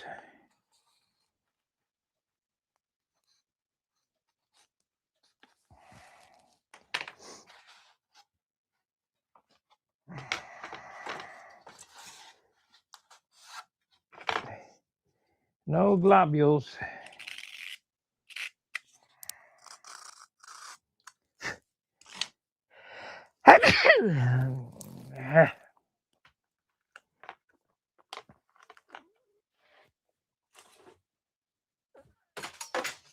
Pick it up later.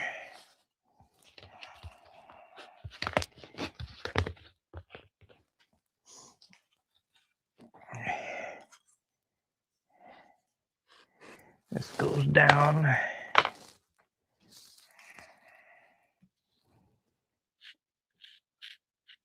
Now you notice which way I have the grain running, side to side. You don't want to run it up and down, it'll just break. You want to run it side to side.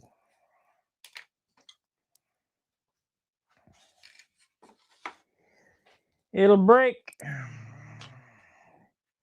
This 1/4 inch, hold on. This 1/4 inch firewall is 2 pieces of 1/8.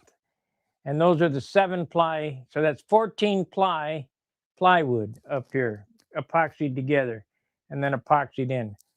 That should be pretty stout.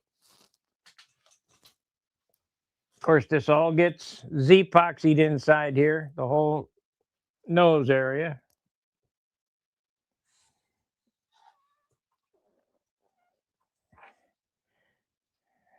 Should be good. I'm kind of taking care to get everything straight and light. God, we hope. After all this work, I don't want to put all this work in and have a dud, which I've had my duds in my life. I got one living in Oklahoma right now.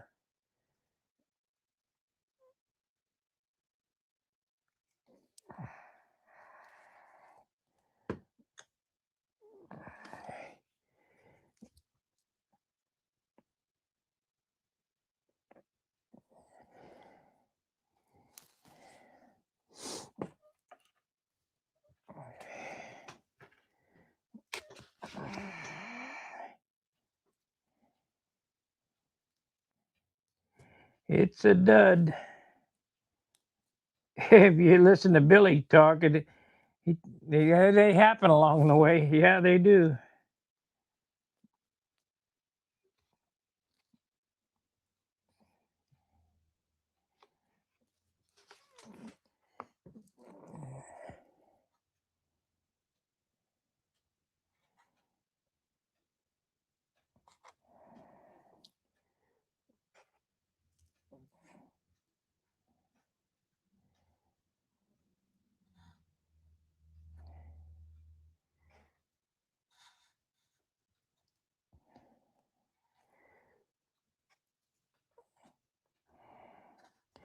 I need to get in an overhead camera, I think, so you can see what I'm doing down inside.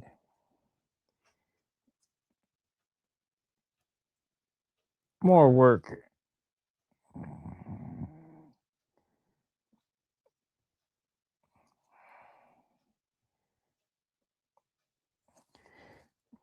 And if everything goes the way it's planned, this will be my Nats airplane next year. I'm going to fly.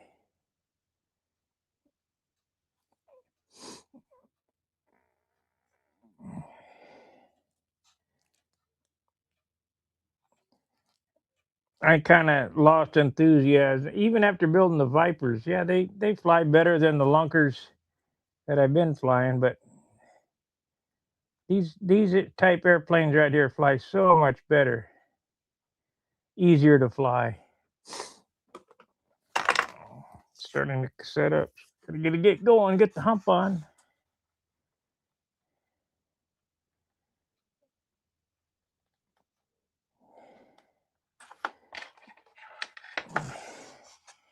Get the hump on.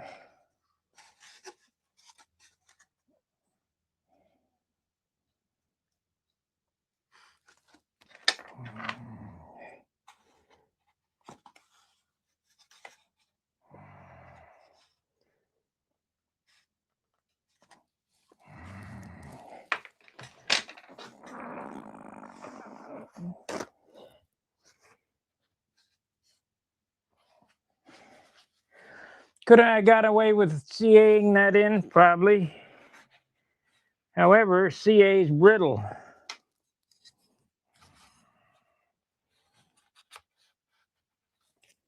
We don't need no brittle up in the nose.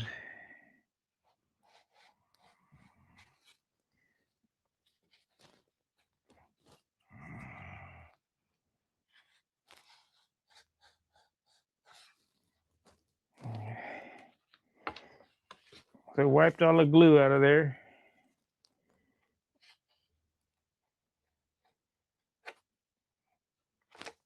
Excess. I think shit. I think it moved. It did.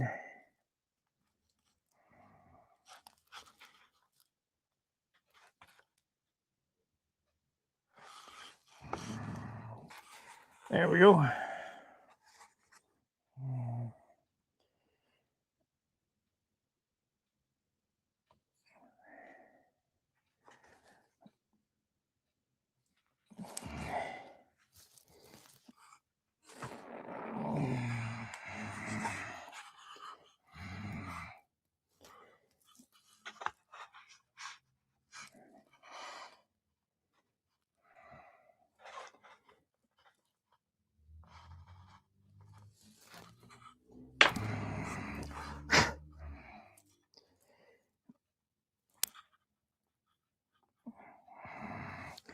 Now, if you really wanted to make this strong, when you put the tank in there, you put a tank floor, a tank box or whatever in there, and screw it in 4 corners, and that would make this thing a baseball bat. Right now we got a little, of course the glue ain't dry. We got a little, able to twist it just slightly.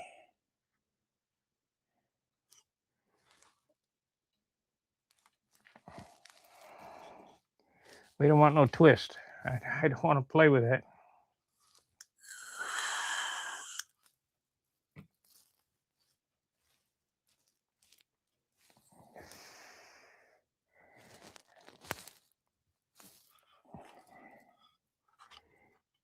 I'll let that dry.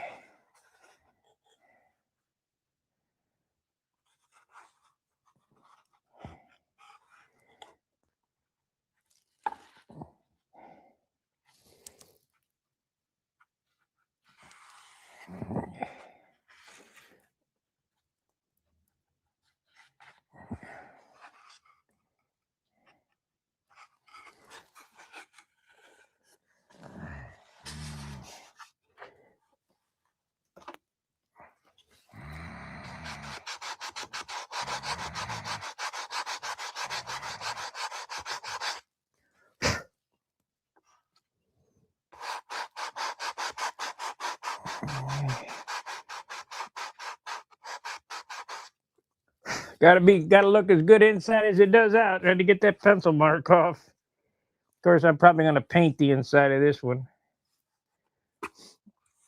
which I don't normally do.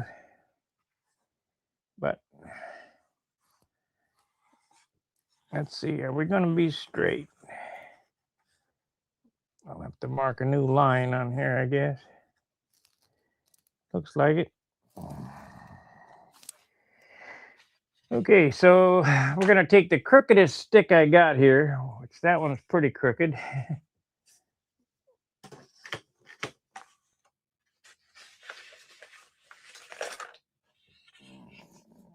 That one's straight, so this is it right here. And we're gonna make us some triangles.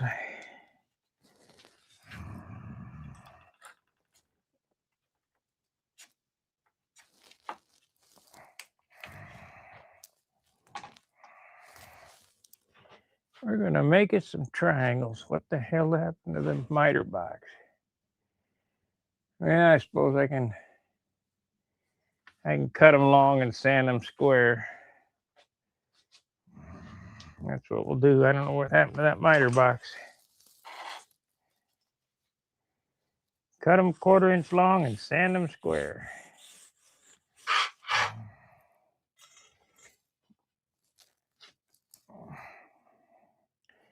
Doesn't weigh anything, but we don't need to carry around all that wood, so we'll make it a triangle.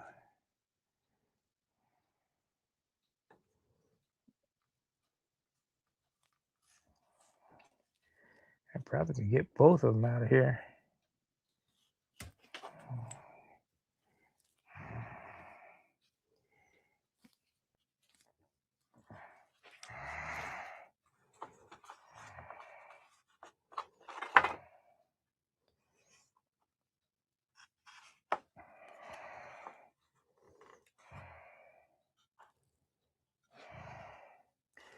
I think I can get both triangles out of this piece.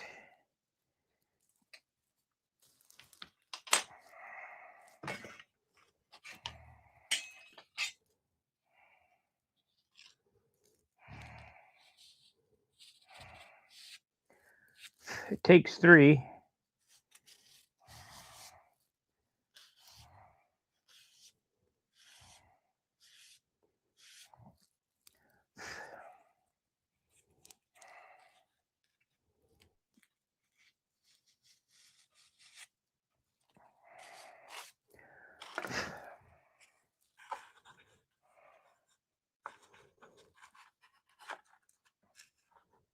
Okay, that's one. See if we can get the other one out of here.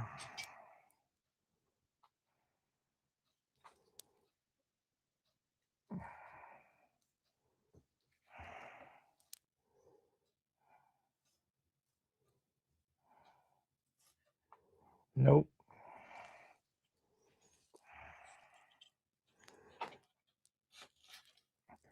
Nope. No can do.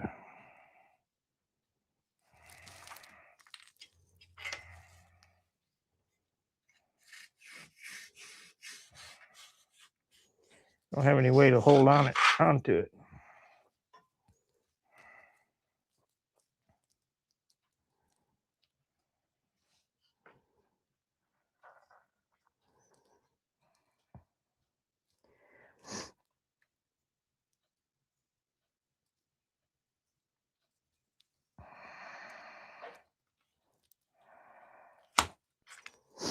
Okay.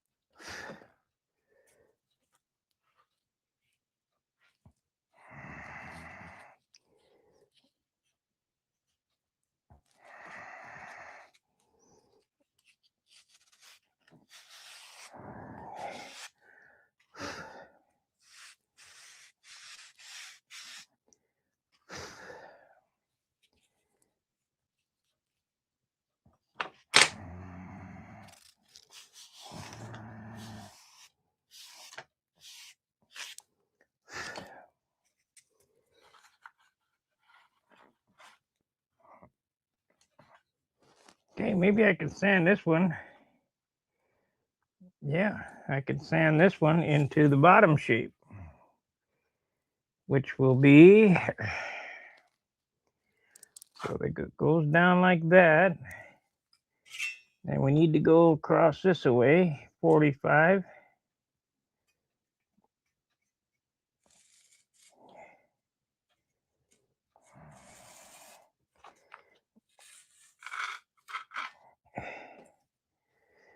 I think I'm building picture frames or something.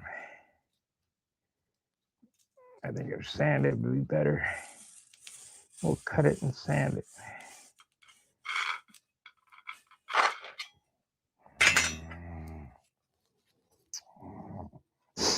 Okay. Let's see what happens. See what happens. Get your ass up there.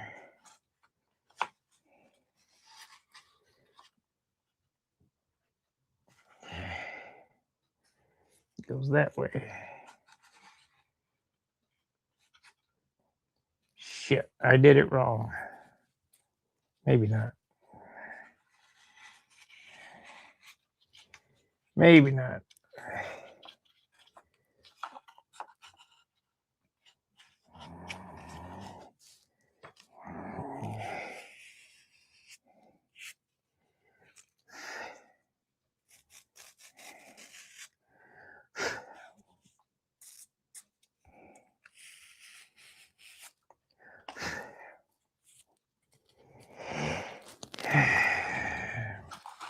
I think I need to make that one a little smaller, maybe.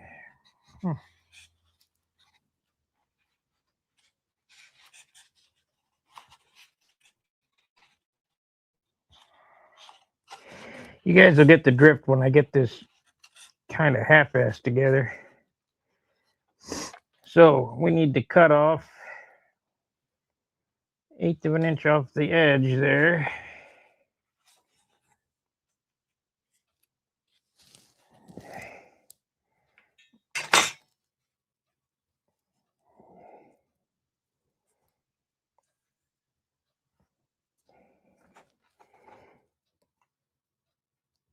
That's a good way to lose your finger. Ooh.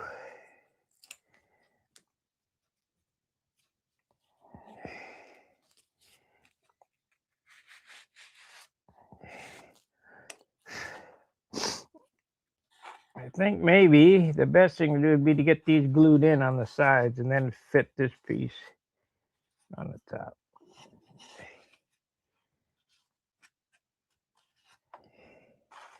Anyway, here's what I'm trying to do. I'm going to fit these two pieces, then I got to fit a piece on the bottom here.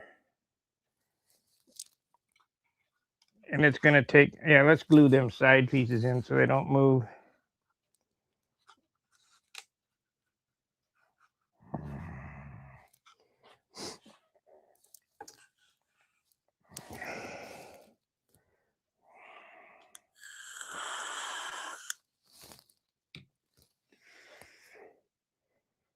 Let's glue them side pieces in. Because I got the top piece pretty close so far. I just need a little more sanding, fitting.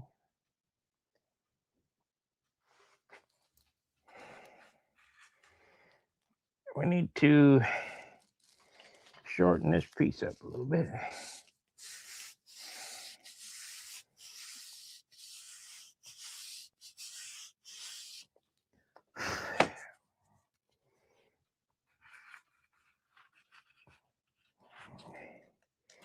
Now you can buy this kind of stuff from the hobby shop, or at least they used to sell it.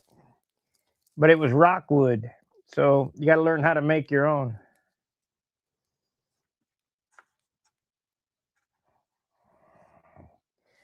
We're gonna need a little notch right here for this blind nut.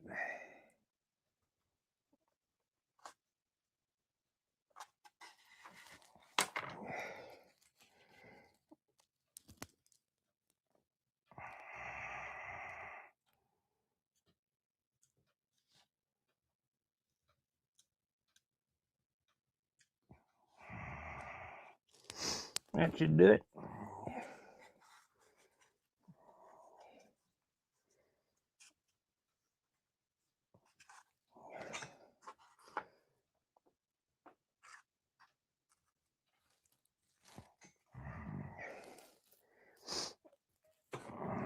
Don't worry about it being long because I'll just cut the top and then sand it back.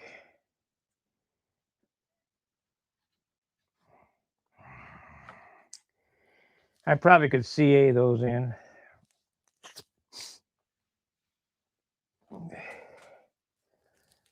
No, I think I'll epoxy them.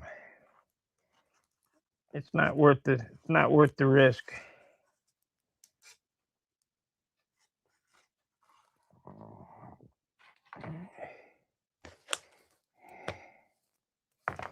A lot of torque on that firewall there.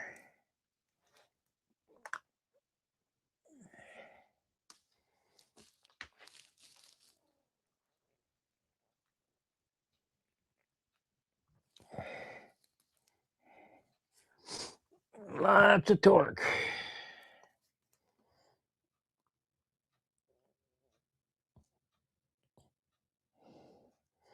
Now, you electric guys ought to mount your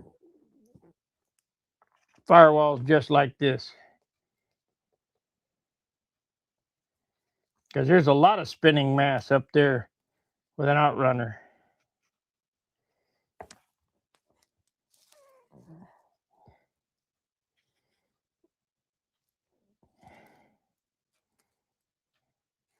When I converted Viper 8 from PA 65 to electric, and I had that issue where the engine pulled out of it, I did not do the motor mount like this because it was already built.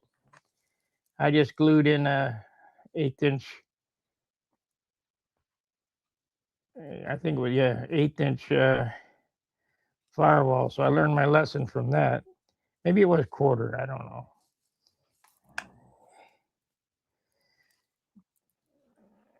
Whatever it was, didn't work.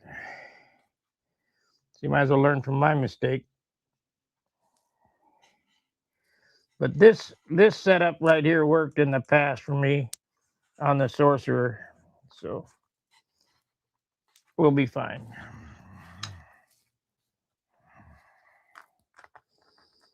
We'll be fine.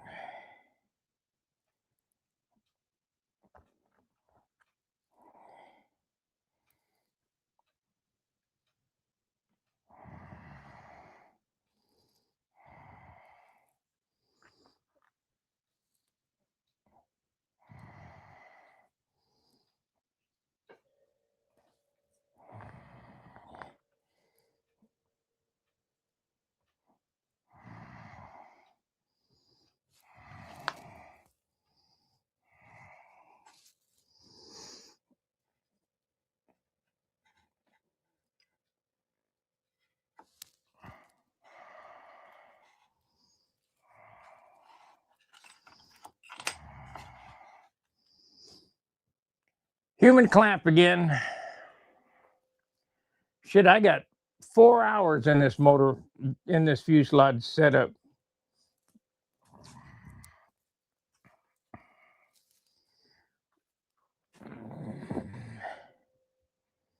Four hours. Woo-wee.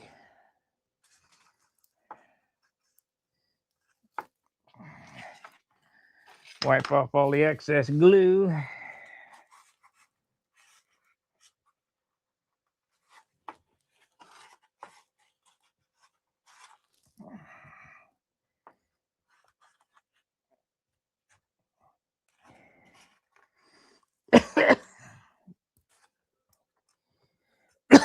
Ah, shoot. Well, we got 11 diehard people watching this. I hope you're working on airplanes.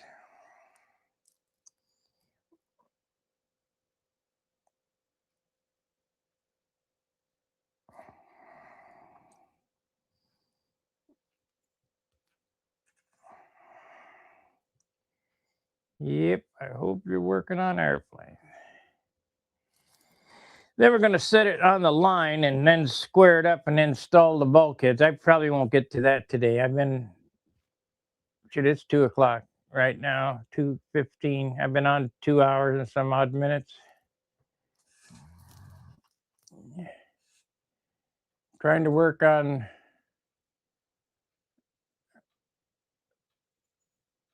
working from home today.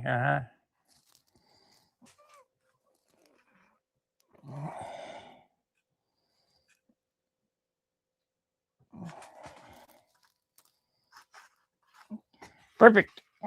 Okay, let's sand this to fit and glue it to the top. And I'll crop the top and put the engine in it. Let's see how we're doing.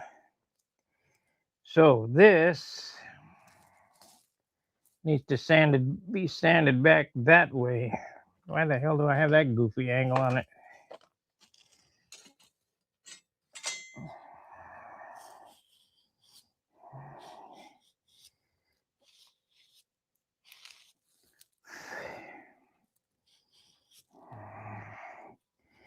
This needs to be sanded the same way.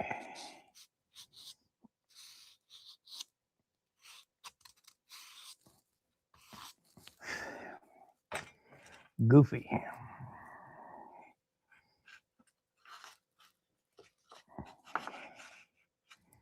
Look at that. Isn't that nice?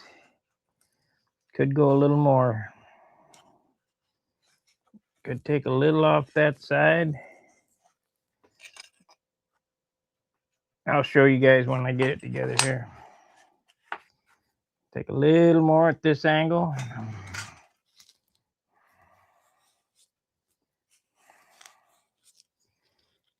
And take a little off here. It's like framing a picture. A little off that. See what happens. Oh, wrong way. Goes that way. No, it don't. I just had it in there. Perfect. What happened? Goes this way. That's why.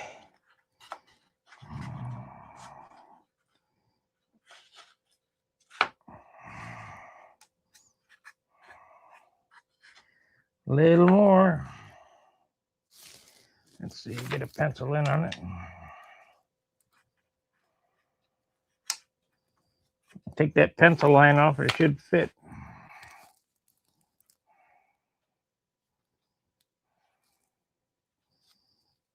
Shit. Nope, there it is.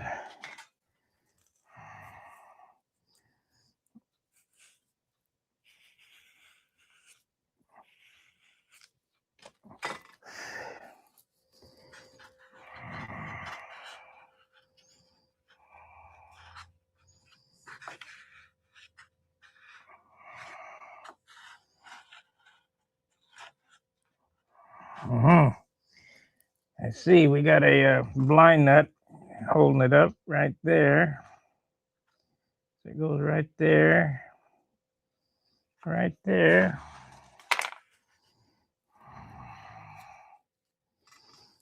Cut a notch here.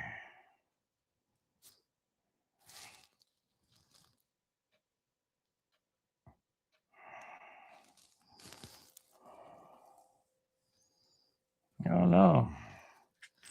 What is that? It's on the bottom there. Wrong spot. Glad I didn't cut it.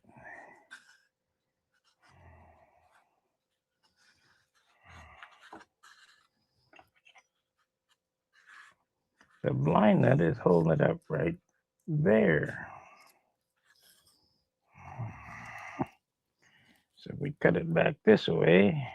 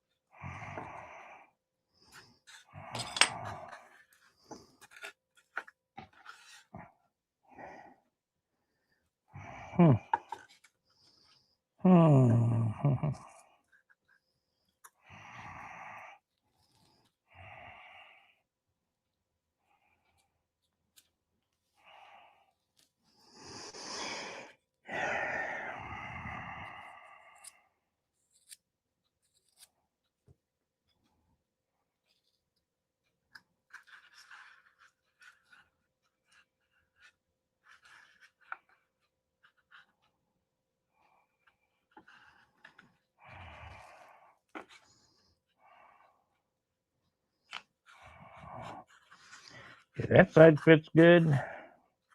It's just too long. That's what it is.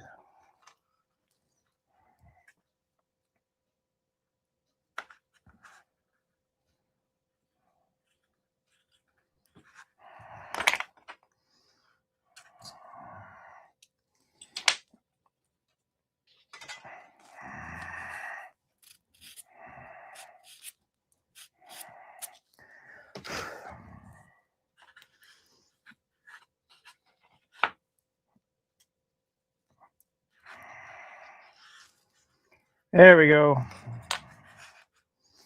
There it is. Let me show you what I'm trying to do here. this piece down in the bottom so that it fits perfect.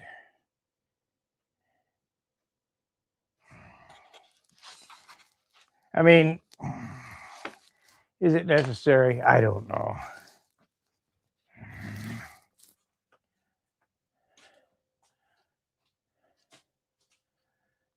Oshkosh Airbird to them building a cub in camper lights. Hitting up control line, flying Sue, buying a top flight RC balsa model at stand next to the flight stand. Need more top builders here. You bet. Got 2 flights this morning. Was too hot, but worth it. Cooling off and picking back up the OTS Ringmaster, wing about half built. That's great.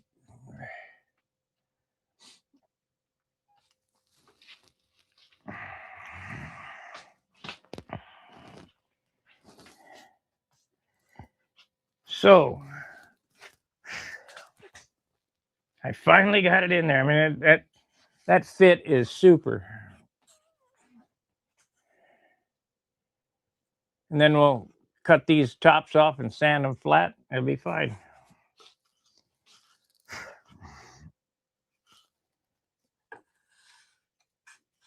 Can't ask for better than that. Well, you can ask for it, but you won't get it. Let me put the screw in this blind nut so it doesn't fill up with epoxy.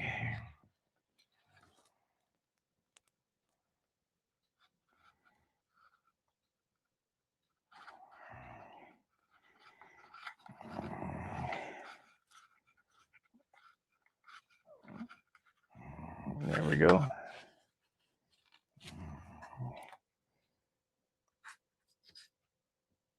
Yep.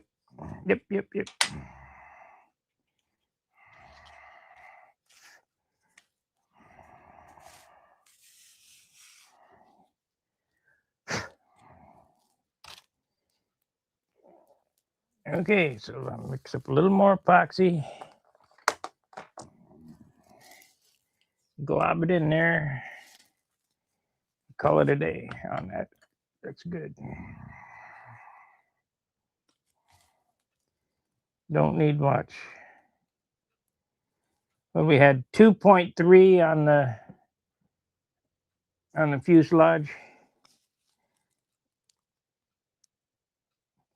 In order to build light, though, you got to think this way and build this way. There's just no way around it.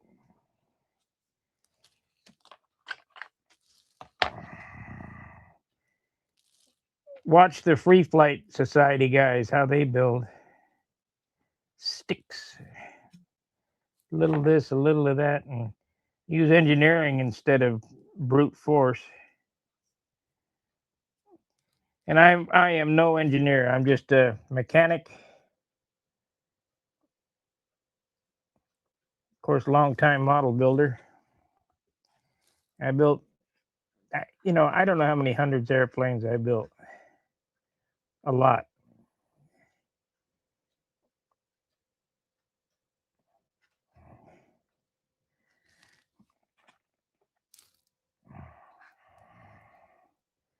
I would say the only guy who's ever built more wings than me is Bob Hunt. Maybe Billy, I don't know.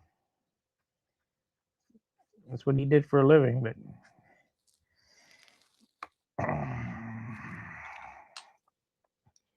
I'm not sure that counts. And he does know his wings, though.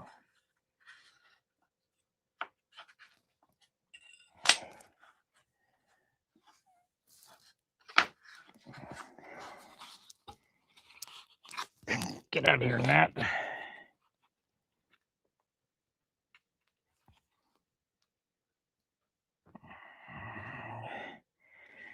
We don't care as long as the engine stays in.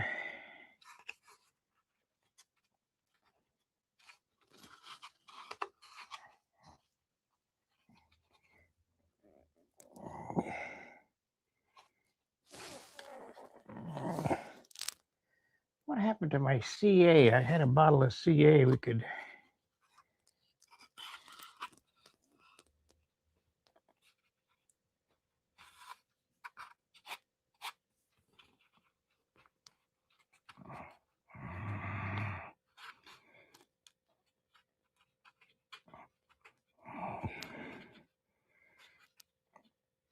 Okay, that should be okay while it dries.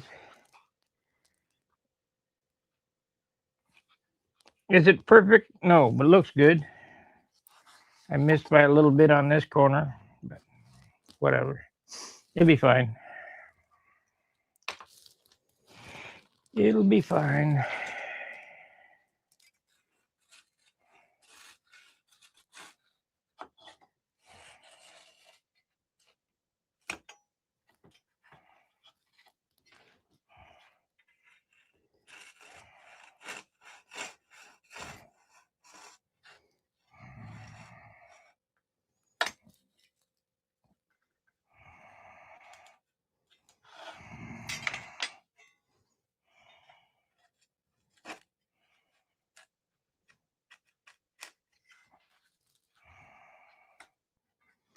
It'll be fine.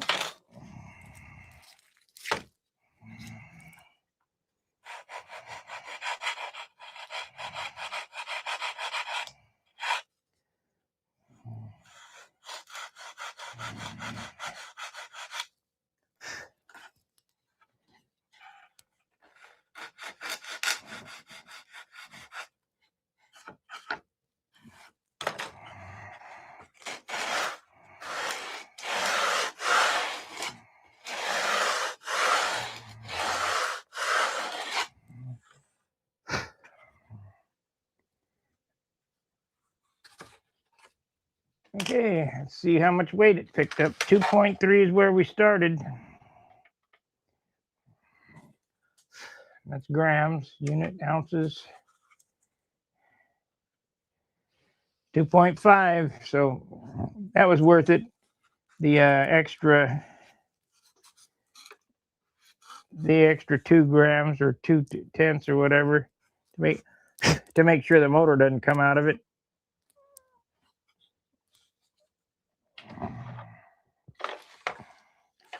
We don't want no stinking problems while we're sitting at the flying field. Let's put the engine back in it and see how it looks. I hope I did it right. I think so. It took enough time to do. There we go. Take these out.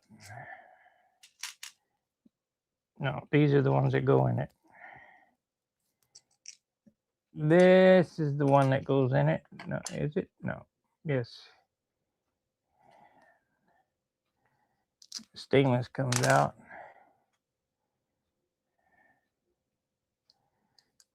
That one. And that one. So that one's a little long.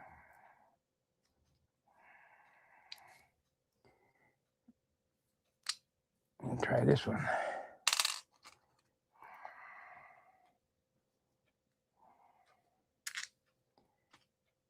There we go.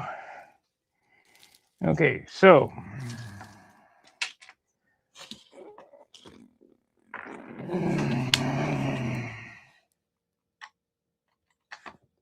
you know what? I see a spot. I want to address before I put this in.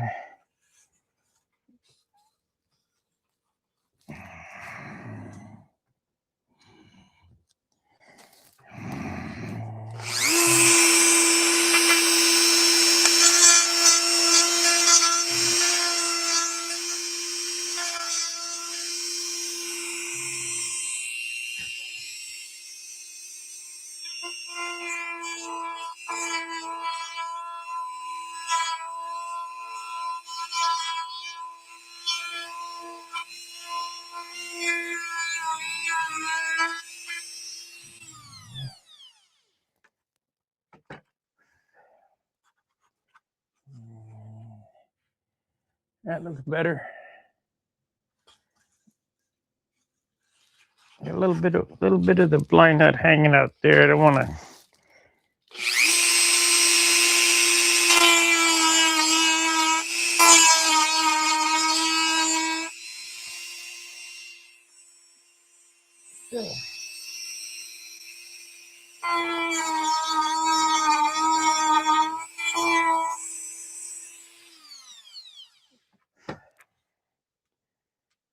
Close enough. Okay, so this goes in this way. Drive it that way.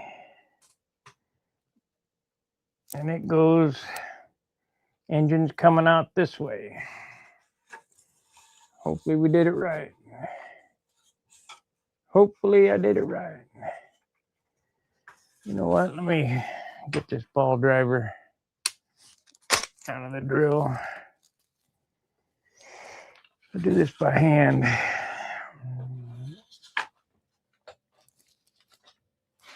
Let's see, we could zoom out a little bit maybe. And pick up some more of the action, as Bob says. There we go.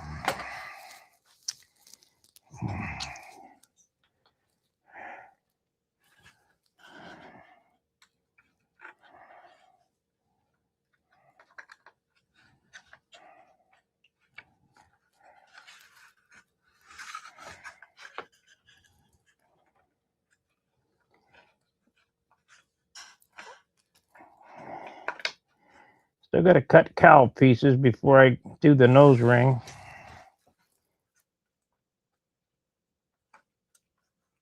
There it is, finally.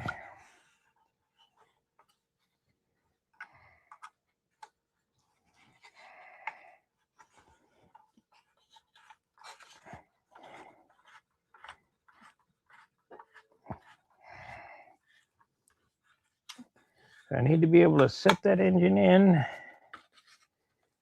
without prying anything.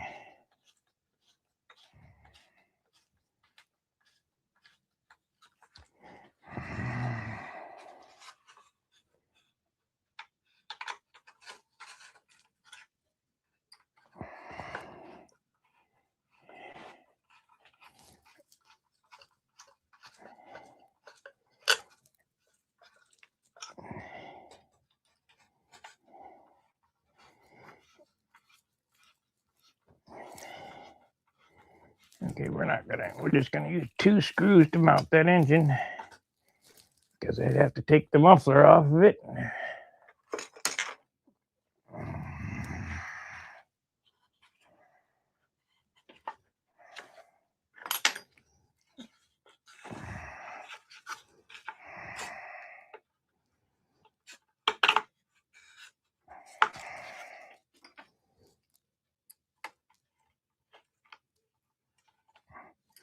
Man, it was a good thing I caught that and cut that away.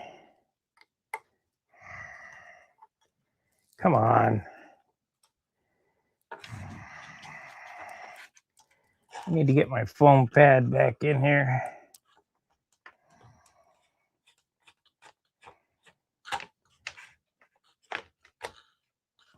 It's in my trailer.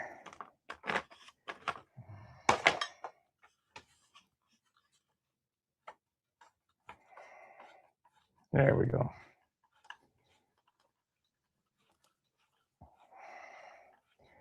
There it is.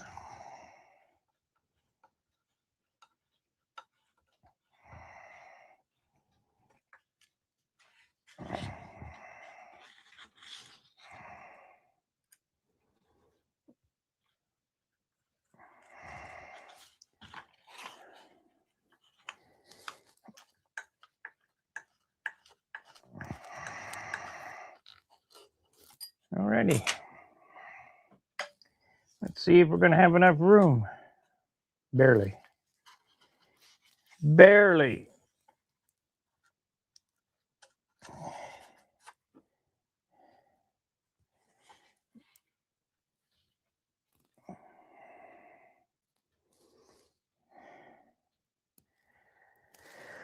But I figured right. Barely, but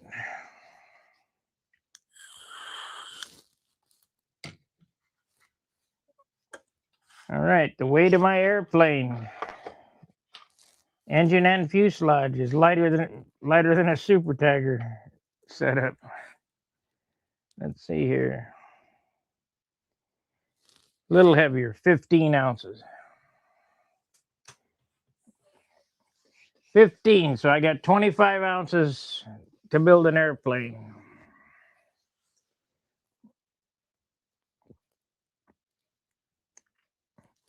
$25. 6 of that is finish.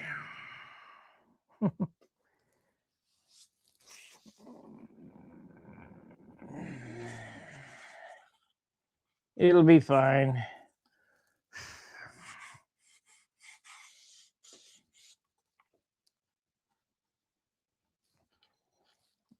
Yep, it's pointed out. That's good. I caught that just in time because it was pointed in. I took this piece off and re-glued it because I had it flipped over and it was pointed in. See, I make mistakes. I make lots of them.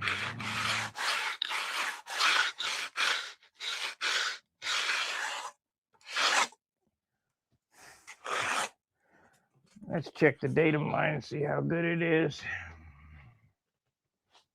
Let's see, where is my precision straight edge? Oh, here it is.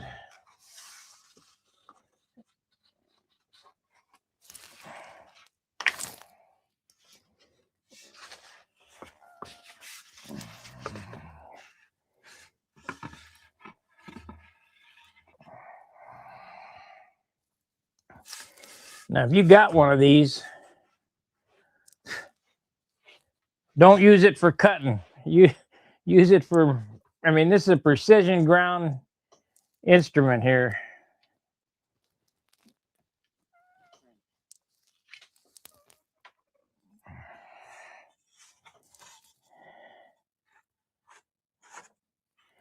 Perfect.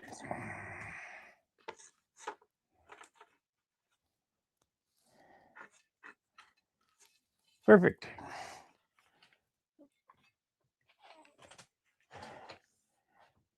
This is like I say, straight edge only. It's not a measuring device or a cutting device or whatever. It is a precision ground tool. I'll give you the name of the people. It helps with building. If you're looking for perfect.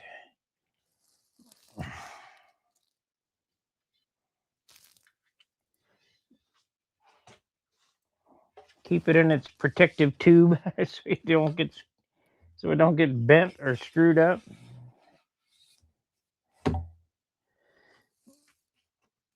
The people who sell this are Taylor Tools. Aluminum straight edge. Straight edge extremely used for setting machines, planers and joiners. Each hole for hanging. Aluminum straight edges are 45 millimeter wide and 10.5 millimeter thick, 24 inches long. And they have each has a hole, let's see, thick. In 24 inches, it has a tolerance of 2 thousandths. In 38, let's see, yeah, 2 thousandths. That's pretty good. It's a whole lot closer than it needs to be.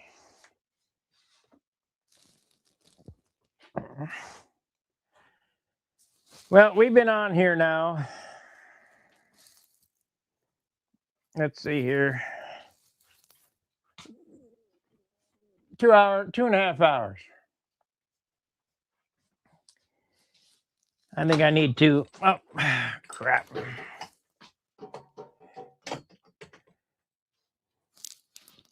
I think I need to get off here and maybe clean up a little bit. I know I need to clean up some. I just can't get into it. I'll get a wild hair one day and empty the place out. Alrighty, thanks for watching. Be sure to like and subscribe. And if you want to see the new mag, go to stuntmag.tech and take a look. stuntmag.tech. And let me know what you think. And it's a work in progress, but we're working on it. All right. I'll see you tonight for the meeting in 4 hours. Fair winds, tight lines. See you.